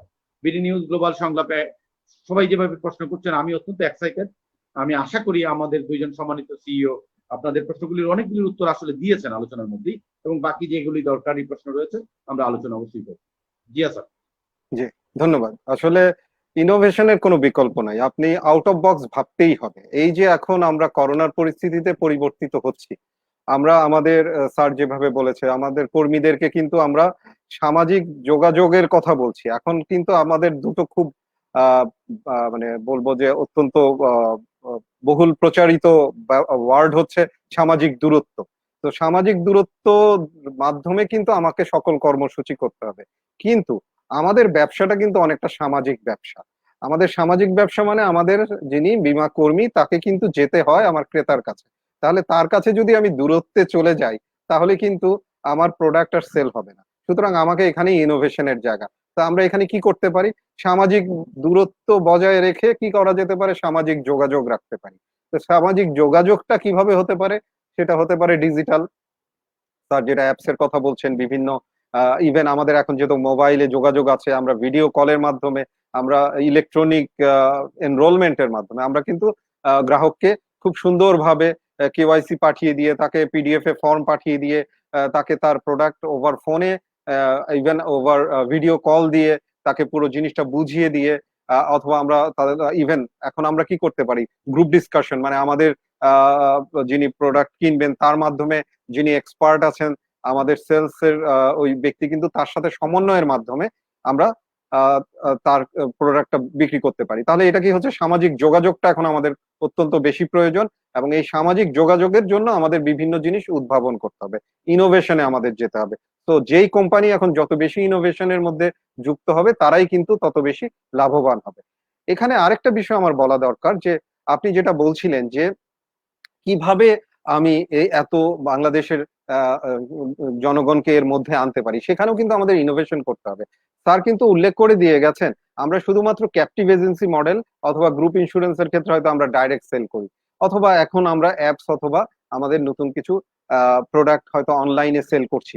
এর বাইরেও কিন্তু আমাদের অন্য কিছু উদ্ভাবন করতে হবে, যেটা আমরা বলি, স্যারের মতো আমারও জাপানে যাওয়ার সুযোগ হয়েছিল, এবং সেখানে গিয়ে আমরা অল্টারনেটিভ ডিস্ট্রিবিউশনের মাধ্যমে কিভাবে আমরা ইন্স্যুরেন্সটাকে প্রমোট করতে পারি সেই কার্যক্রম কিন্তু শিখে এসেছি, এবং সেগুলো আমরা আমার কোম্পানির মাধ্যমে কিছু বাস্তবায়ন আপাতত শুরু করার চেষ্টা করছি। এবং এটার মাধ্যমে কি হয়, বড় বড় কমিউনিটিকে আমরা কিন্তু ইন্স্যুরেন্স কাভারেজে নিয়ে আসতে পারি। এবং ইন্স্যুরেন্সের এইখানে আমাকে কিন্তু রিয়াক্টিভ হলে চলবে না, যে ঘটনা ঘটে যাওয়ার পরে আমরা চিন্তা করব, ঘটনা ঘটার পরে আমরা ইনোভেশনে যাব, তাহলে কিন্তু হবে না। আমাদেরকে কিন্তু প্রোঅ্যাক্টিভ হতে হবে। আমাদেরকে প্রোঅ্যাক্টিভ হতে হলে আমাদের কি করতে হবে, আমাদের মানুষকে আস্থার পরিবেশ তৈরি করতে হবে, যে না, ইন্স্যুরেন্সটা প্রয়োজন।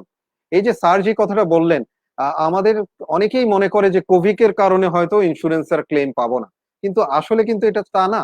আমাদের প্রত্যেকটা ইন্স্যুরেন্স কোম্পানি কিন্তু কোভিড এর কারণে ইন্স্যুরেন্স দিতে পারবে। আবার এখানেও কিন্তু আমরা ইনোভেশনের জায়গা যেতে পারি। আমরা কিন্তু ছোট্ট একটা কাজ করেছি, দেখেন, আমাদের বাংলাদেশে মানুষে আসলে কোভিড আছে কি নাই সেটা র্যাপিড টেস্ট হবে বা হসপিটালে গিয়ে টেস্ট হবে, সেই জায়গায় যাওয়ার আগে আমি কি করব, এখন অনেকগুলো কিন্তু ডিজিটাল প্ল্যাটফর্ম হয়েছে যারা হেলথ সাপোর্ট দিচ্ছে। সেরকমই একটা প্ল্যাটফর্ম আছে ডিজিটাল হেলথ সলিউশন। তারা কি করছে, করোনা চেকারের মাধ্যমে মানুষকে করোনা চেক করতে সাহায্য করছে। আমরা কি করলাম, তাদের সাথে একটা ইন্স্যুরেন্স দিয়ে দিলাম। এই ইন্স্যুরেন্সটা দেওয়াতে কি হচ্ছে, যে লোক এখানে চেক করলো, চেক করার পরে তার যদি এখানে পজিটিভ হয়, তাকে কিন্তু আমরা ইন্স্যুরেন্সের ছোট্ট একটা বেনিফিট দিচ্ছি, কিন্তু এই বেনিফিটটা পাওয়ার মাধ্যমে কিন্তু একজন লোক উপকৃত হচ্ছে, এবং ইন্স্যুরেন্সের প্রতি তার একটা পজিটিভ ধারণা তৈরি হচ্ছে। তো আমাদের ইন্স্যুরেন্স কোম্পানিগুলোকে কিন্তু এইভাবে ইনোভেটিভ ভাবে নতুন নতুন মানে পরিক্রমায় নতুন ভাবে চিন্তা করতে হবে, এবং তার মাধ্যমে কিন্তু এগিয়ে আসতে হবে, যাতে করে আমি কমিউনিটিকে এই জিনিসটা বলতে পারি যে না, আমরা অলওয়েজ তোমার সাথে আছি। আমি ইন্স্যুরেন্স শুধুমাত্র তোমার কাছ থেকে টাকা নিয়ে যাব আর তোমাকে কোনো সেবা দিব না, তা করলে হবে না। এখন কিন্তু আমাকে তোমাকে সেবাও দিব, যার মাধ্যমে আমার কোম্পানিও বেঁচে যাবে, আমার কর্মী বাহিনীও বেঁচে যাবে। তো আপনার যে কথাটা উইন উইনটাকে কিন্তু আমাদের এস্টাবলিশ করতে হবে।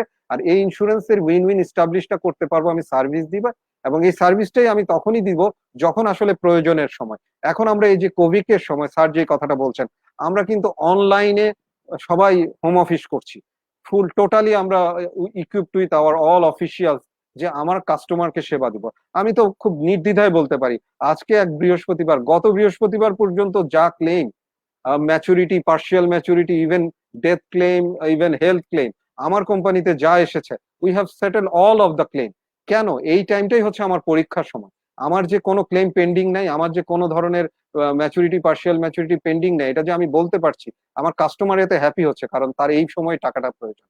সুতরাং আমার কোম্পানি যে এই সেবাটা দিচ্ছে, এটা যদি আমার সকল কোম্পানি এই সেবা কিন্তু এখন দিতে বাধ্য, কারণ আমার রেগুলেটরও কিন্তু এখন বাধ্য করছে যে তুমি সেবা না দিয়ে চলবে না। তো এই যে সকলের একটা সমন্বিত প্রচেষ্টার মাধ্যমে আমি যখন আমার কোম্পানির ভালো কাজটা এবং আমার গ্রহীতাকে ভালো সেবাটা দিব, তখনই কিন্তু সবাই গ্রহীতারা বলবে আমার বীমা থেকে ভালো সার্ভিস পেয়েছি, তখন সে উইন হবে, আমাদের যে পেশাটা, আমাদের যে বীমা শিল্পটা, তা উইন হবে। তো এই যে সমন্বিত প্রয়াস এবং পরিবর্তিত পরিস্থিতিতে আমাকে ইনোভেশনের মাধ্যমে নতুন নতুন কনসেপ্ট নিয়ে এসে সেটা সেবা দেওয়ার মাধ্যমে কিন্তু মানুষের কাছ থেকে উইন উইন এই এস্টাবলিশ করতে হবে, এটাই আমারও বিশ্বাস। এবং আমরা স্যারের কোম্পানি এবং আমার কোম্পানি, আমরা কিন্তু সেই প্রতি নতুন আমরা কিন্তু নতুন ধারার কোম্পানি, এবং আমরা পুরোনো কোম্পানিগুলোর কাছে কিন্তু এখন সে জিনিসটা প্রমাণ করছি যে আমরা নতুন হয়েও আমরা কিন্তু সেবার মাধ্যমে আমরা নিজেদেরকে প্রতিষ্ঠিত করে ফেলেছি।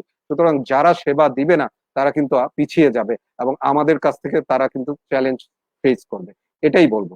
ধন্যবাদ। অসংখ্য ধন্যবাদ। এই পর্যায়ে আমি আর কথা না বাড়িয়ে সরাসরি প্রশ্নগুলিতে যাব, কারণ হচ্ছে অনেক প্রশ্ন চলে এসেছে, এবং এই ফাঁকে দর্শকদের বলে রাখি, যদি কোনো প্রশ্নের উত্তর আজকে দিতে না পারি, পরবর্তী সময়ে এই দুই সম্মানিত সিইও স্যারদের কাছ থেকে প্রশ্নের উত্তর জেনে আপনাদেরকে এই প্রশ্নের উত্তর দেওয়ার চেষ্টা করব।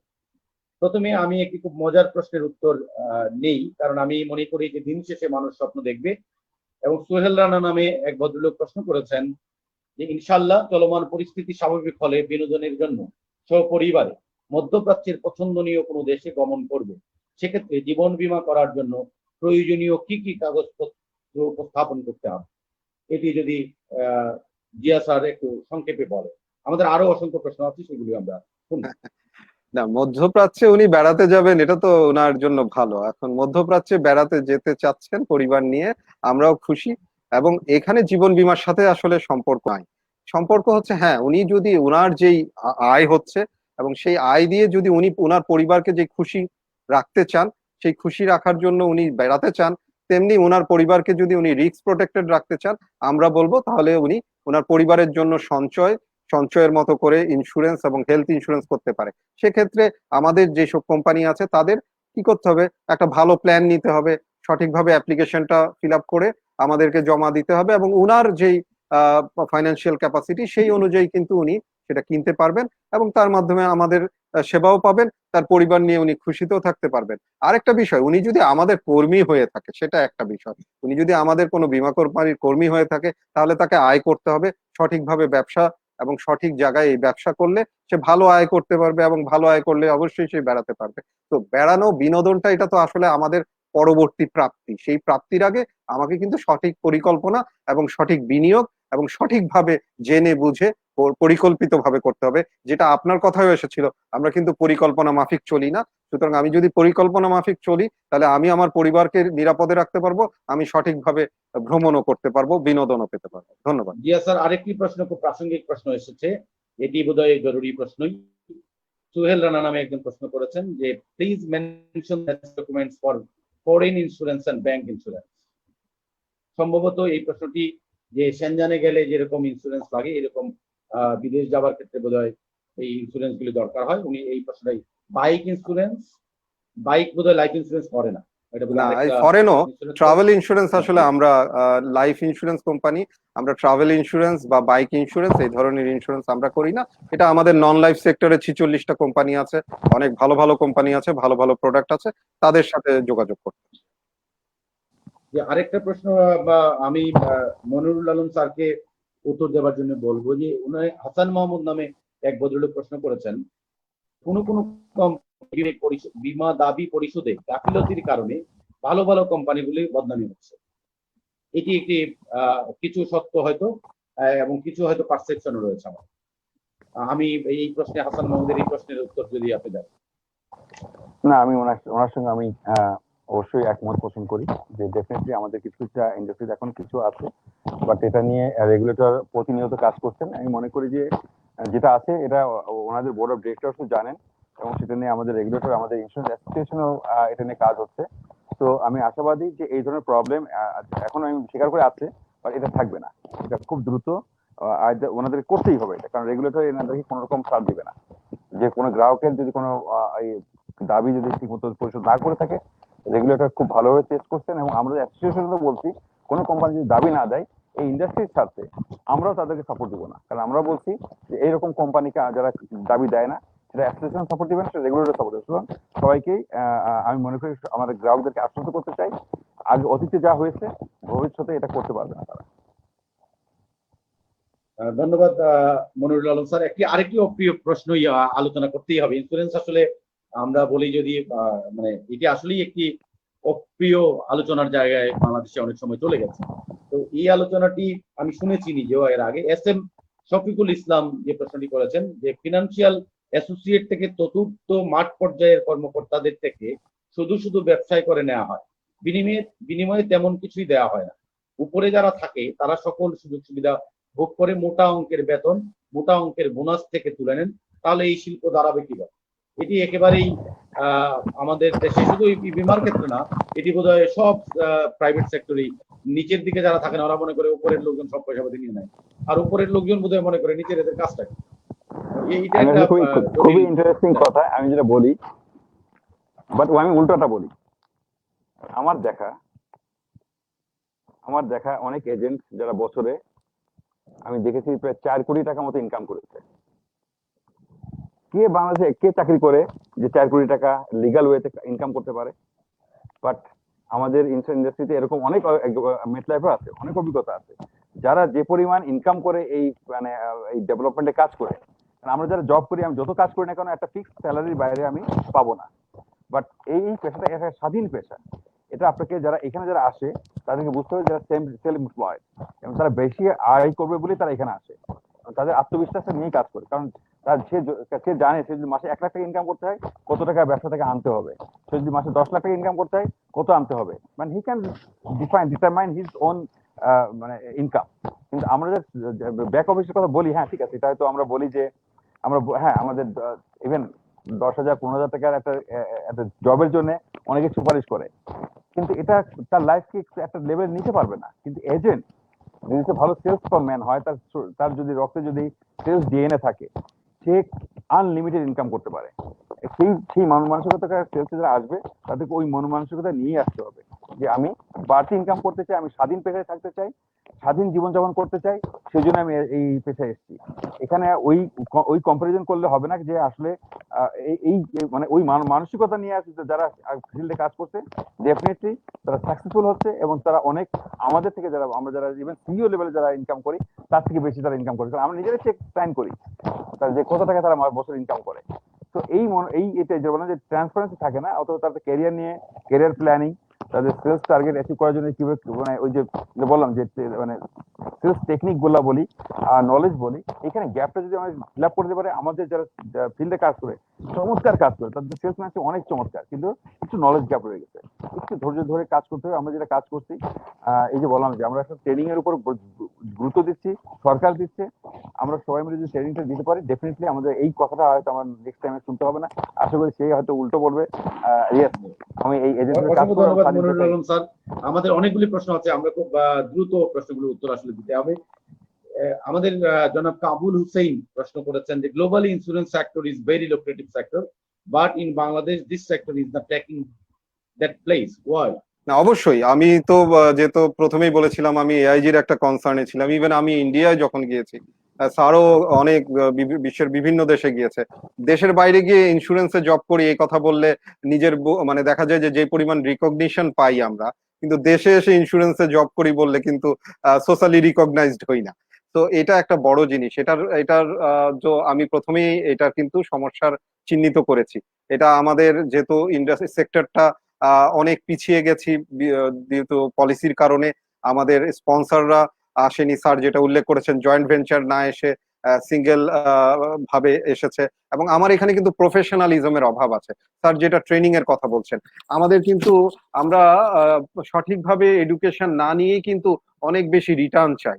হ্যাঁ, তো আমার বাইরের দেশে কিন্তু মানুষকে কষ্ট করতে হবে।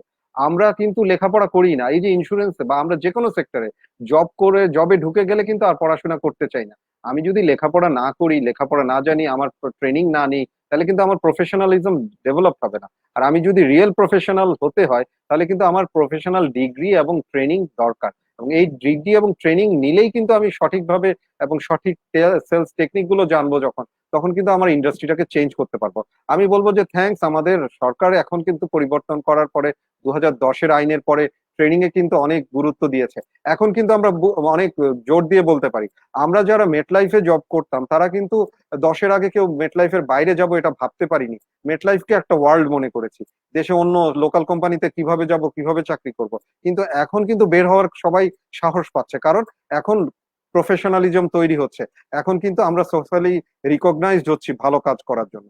সুতরাং আমি বলবো সেদিন আর বেশি দূরে নাই, আমাদের সকলের সম্মিলিত প্রয়াসে আমরা খুব দ্রুত আগামী 5 বছরের মধ্যে হয়তো বাংলাদেশকে ইন্স্যুরেন্স সেক্টরকে, কারণ আমি একটা কথা বলি যে ব্যাংকিং সেক্টর গ্রো হয়েছে, স্যাচুরেটেড হয়েছে, টেলকো সেক্টর গ্রো হয়েছে, স্যাচুরেটেড হয়েছে, এনজিও সেক্টর বা ইন্টারন্যাশনাল ডোনাররা কিন্তু এখন আর নেই, সেই সেক্টরটা কিন্তু আর গ্রো হওয়ার সুযোগ নাই।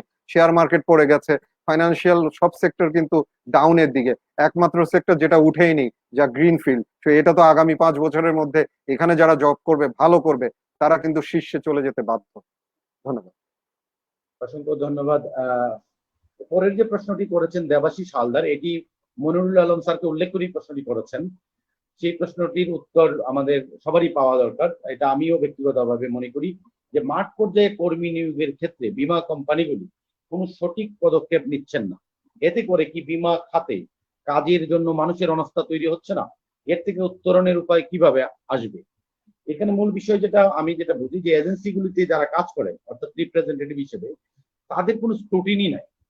যে কেউ এসে বলছে যে আমি বীমা কোম্পানিতে কাজ করি, এবং তাতে যে সমস্যাটা হয় যে কিছু মানুষ টাকা পয়সা নেন, এই টাকা হয়তো বীমা কোম্পানি পর্যন্ত আসেই না। তো এইভাবে কিছু প্রতারণা তৈরি হয় এবং এতে করে সর্বনাশ শুরু হয়। যে মানুষটা এরকম ভুক্তভোগী হয়, সে কিন্তু সারা জীবনের জন্য ট্রাস্ট হারিয়ে ফেলে। সে মনে করে পুরো সেক্টর জুড়ে আসলে এই নৈরাজ্য। তো এই প্রশ্নটির আনসার দিতে যায়। ধন্যবাদ আপনাকে। অ্যাকচুয়ালি হ্যাঁ, এজেন্সিতে আগে এটা ছিল, কিন্তু এখন কিন্তু যখন একটা প্রফেশনাল ট্রেনিং ছাড়া কিন্তু এখন এজেন্সিতে কাজ করতে পারে না। আর যেটা বললাম যে আসলে এই নলেজ গ্যাপটা নিয়ে আমাদের অফিস এবং ফিল্ডে যারা কাজ করছেন, এই জিনিসটা আসলে সবাই কাজ করছে। কারণ এখন আমাদের বোর্ড অফ ডিরেক্টরস বলি, আমাদের যারা টপ এক্সিকিউটিভরা যারা আছে, সবাই জানে যে without proper knowledge, proper training আমরা এই সেক্টরে ভালো করতে পারবো না। তো এটা আমরা ওভারকাম করছি ইনশাল্লাহ। নজর রাখেন, ডেফিনেটলি আমাদের রেগুলেটর, আমাদের অ্যাসোসিয়েশন, সবাই কাজ করছি। Everyone has to be a professional. এর পরের প্রশ্নটিও মনিরুল আলম স্যারের কাছেই করেছেন জুবায়ের শিকদার, যে সম্প্রতি দেশে ব্যাংক ইন্স্যুরেন্স চালুর উদ্যোগ নেওয়া হচ্ছে, এতে করে বীমা কর্মীদের কাজের পরিধি কি সংকুচিত হবে না? অর্থাৎ ব্যাংক কিছু ইন্স্যুরেন্স তাদের প্রোডাক্টের সাথে ট্যাগ করে দিয়েছে। না, আমি মনে করি যে দেখেন, এটা কমপ্লিমেন্ট হিসেবে কাজ করবে। কারণ ব্যাংকে যখন মানুষ ইন্স্যুরেন্স করবে, একটা ট্রাস্ট লেভেল তৈরি হবে এবং সে তখন ভালো আরো বড় অঙ্কের বীমা করার জন্য, বিশেষ করে পেনশন প্ল্যান বলি, চাইল্ড প্রোটেকশন প্ল্যান, যেটা খুব টেকনিক্যাল নলেজ লাগে, সেটা ব্যাংক কিন্তু খুব সিম্পল প্রোডাক্ট সেল করে। এবং সেখানে যদি আমার গ্রহণযোগ্যতা, যদি ইন্স্যুরেন্স প্রতি মানুষের যদি গ্রহণযোগ্যতা বাড়ে, ডেফিনেটলি আমি বলি যেটা, যে যদি আমরা সবাই মিলে যদি এই ইন্স্যুরেন্স সুফল নিয়ে দিকে আসতে থাকি এবং সুফল পেতে থাকি, ডেফিনেটলি আপনার কাজের স্কোপ অনেক বাড়বে। কারণ এখন আমাদের দেশে হয়তো হাজারে হয়তো 6জন 5-7জন হয়তো ইন্স্যুরেন্স কাভারেজ আছে, কিন্তু অনেক লোক আছে আনইনশিওর। তো ব্যাংকের মাধ্যমে এখন ব্যাংকও বলি, ব্যাংক কতটুকু কাভার করে, আমাদের প্রায় হয়তো 45% অফ দ্য পপুলেশন ব্যাংকে কাভার করে। তো এখন 55% তো ব্যাংকের বাইরে আছে। তো আপনার কাজের ক্ষেত্রে কমবে না। বাট আমি যেটা মনে করি, যদি সবাই ভালো হই, ডেফিনেটলি আমার যেটা বললাম, ইন্স্যুরেন্স ইন্ডাস্ট্রিতে কোনো ইন্স্যুরেন্স কোম্পানি হয়তো কিছু প্রশ্নবিদ্ধ কাজ করার কারণে আমরা সবাই সাফার করি। যখন ব্যাংকে ইন্স্যুরেন্স সেল করবো, আমরা যখন ইন্স্যুরেন্স সেল করবো, আমাদের গ্রহণযোগ্যতা আরো বাড়বে মার্কেটে এবং কাজের ক্ষেত্রে অনেক বাড়বে। অসংখ্য ধন্যবাদ স্যার। পরের যে সর্বশেষ প্রশ্নটি করেছেন, আরো কিছু প্রশ্ন আছেন, বাট এই প্রশ্নগুলির উত্তর আমার ধারণা আমরা আমাদের আলোচনায় দিয়েছি। তারপরেও যদি কেউ মনে করেন যে প্রশ্নের উত্তর আমরা দিতে পারিনি, আমাদেরকে জানাবেন। আমরা এই প্রশ্নগুলির উত্তর ব্যক্তিগত পর্যায়ে যোগাযোগ করে এই প্রশ্নগুলির উত্তর পরবর্তী সময়ে আমরা আমাদের ওয়েবসাইটে দিয়ে রাখবো। একটি প্রশ্ন, খুব চমৎকার প্রশ্ন করেছেন, একটি মন্তব্য করেছেন জনাব রাজন চন্দ্র সাহা। তিনি বলেছেন যে we are highly expecting to have an insurance professional society in Bangladesh so that we can share and care our knowledge perfectly. In this context, what do you think? এইটি আমি মনে করি যে খুব গুরুত্বপূর্ণ একটি আলোচনা, যে আমাদের একটি প্রফেশনাল সোসাইটি তৈরি হওয়া উচিত। যেমন ব্যাংকার্স সোসাইটিতে এসে তারা খুব, আমি একজন ব্যাংকার্স বা আমি একজন ধরেন অন্য সার্ভিসের লোক যারা, কিন্তু বিমার ক্ষেত্রে আমরা এরকম একটি স্ট্রং সোসাইটি, ডিগনিফাইড সোসাইটি দেখিনি। যদি জিয়া স্যার বলেন যে এইরকম আমরা একটা কমিউনিটি গড়ে তুলতে পারি কিনা, এবং এটি যে কোনো পর্যায়ে হতে পারে। এটা কিন্তু একটা ডেলিভারেট অ্যাপ্রোচ, যে এমপ্লয়ীদের ব্র্যান্ডিং করা, এইটা কিন্তু এক ধরনের এম্পাওয়ার করে মানুষকে ওই সেক্টরে আসতে।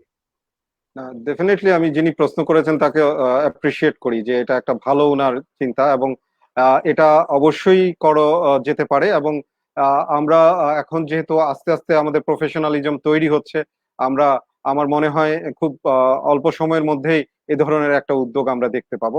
এবং যিনি প্রশ্ন করেছেন তাকে আমি অবশ্যই এই ধরনের একটা ফোরামে এই জিনিসটা জানানোর জন্য তাকে সাধুবাদ জানাই। এবং আমরা বলবো যে আমাদের মধ্যে এখন এই ধরনের অ্যাটিটিউড তৈরি হচ্ছে যে আমরা একটা কমিউনিটি, আমরা একটা প্রফেশনালিজম এর মাধ্যমে বেটার সার্ভিস দিব।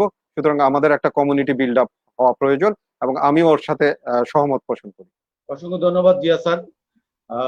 আপনারা দুইজন দুটি কোম্পানির, নতুন প্রজন্মের দুটি কোম্পানির নেতৃত্ব দিচ্ছেন, এবং আমরা আশা করি আপনারা আমাদের এই যে তারুণ্যের যে বাংলাদেশ, সেই বাংলাদেশকে আপনারা এমন একটি জায়গায় প্রতিনিধিত্ব করবেন যেটি জীবন বীমা সত্যিকার অর্থেই জীবনের জন্য হবে, এবং আমাদের যে উন্নত জীবনের যে আকাঙ্ক্ষা, সেই উন্নত জীবনের আকাঙ্ক্ষাকে আপনারা সম্পূর্ণরূপে ধারণ করবেন, এবং সেটিকে সাধারণ মানুষকে ইনভলভ করা এবং ইভলভ করার মধ্য দিয়ে আমরা আসলে সত্যিকার অর্থে একটি সাস্টেইনেবল লাইফ আমরা পাবো।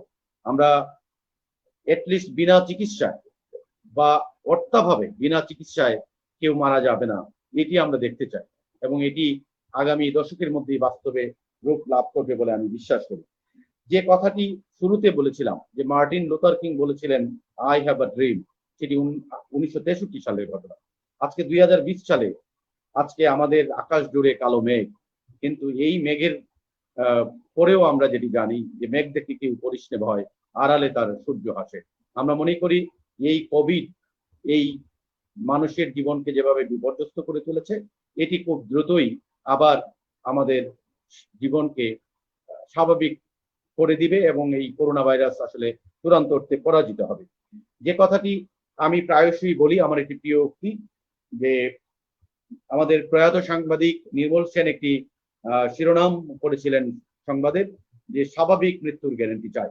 তেমনি আজকে এই মধ্যরাতে জীবনের জন্য জীবন বীমা এবং উন্নত জীবন ভাবনা বিডি নিউজ গ্লোবাল সংলাপে আমি যেটি বলতে চাই, যে আমরা একটি স্বাভাবিক জীবনের গ্যারান্টি চাই, আমরা স্বাভাবিক মৃত্যুরও গ্যারান্টি চাই, এবং আমরা সত্যিকার অর্থে সবাই একটি সুস্থ স্বাভাবিক জীবন ধারণ করবে, এবং জীবনের সাথে যে রিস্কগুলি রয়েছে, জীবন যাপনের ক্ষেত্রে যে ঝুঁকিগুলি রয়েছে, সেইগুলোর জন্য জীবন বীমা হবে আমাদের বন্ধু, আমাদের পথ প্রদর্শক এবং আমাদের গাইড। আমরা আশা করি আজকের দুইজন সম্মানিত সিইও সময় দিয়েছেন এই ব্যস্ততার মধ্য দিয়ে, এবং আগামী দিনে ঈদ, আমাদের এই দুইজন অতিথিকে ঈদ মোবারক জানাচ্ছি, এবং আজকে সময় দেওয়ার জন্য বিডি নিউজ গ্লোবাল সংলাপের পক্ষ থেকে অশেষ কৃতজ্ঞতা জানাচ্ছি। সবাই ভালো থাকবেন, শুভরাত্রি।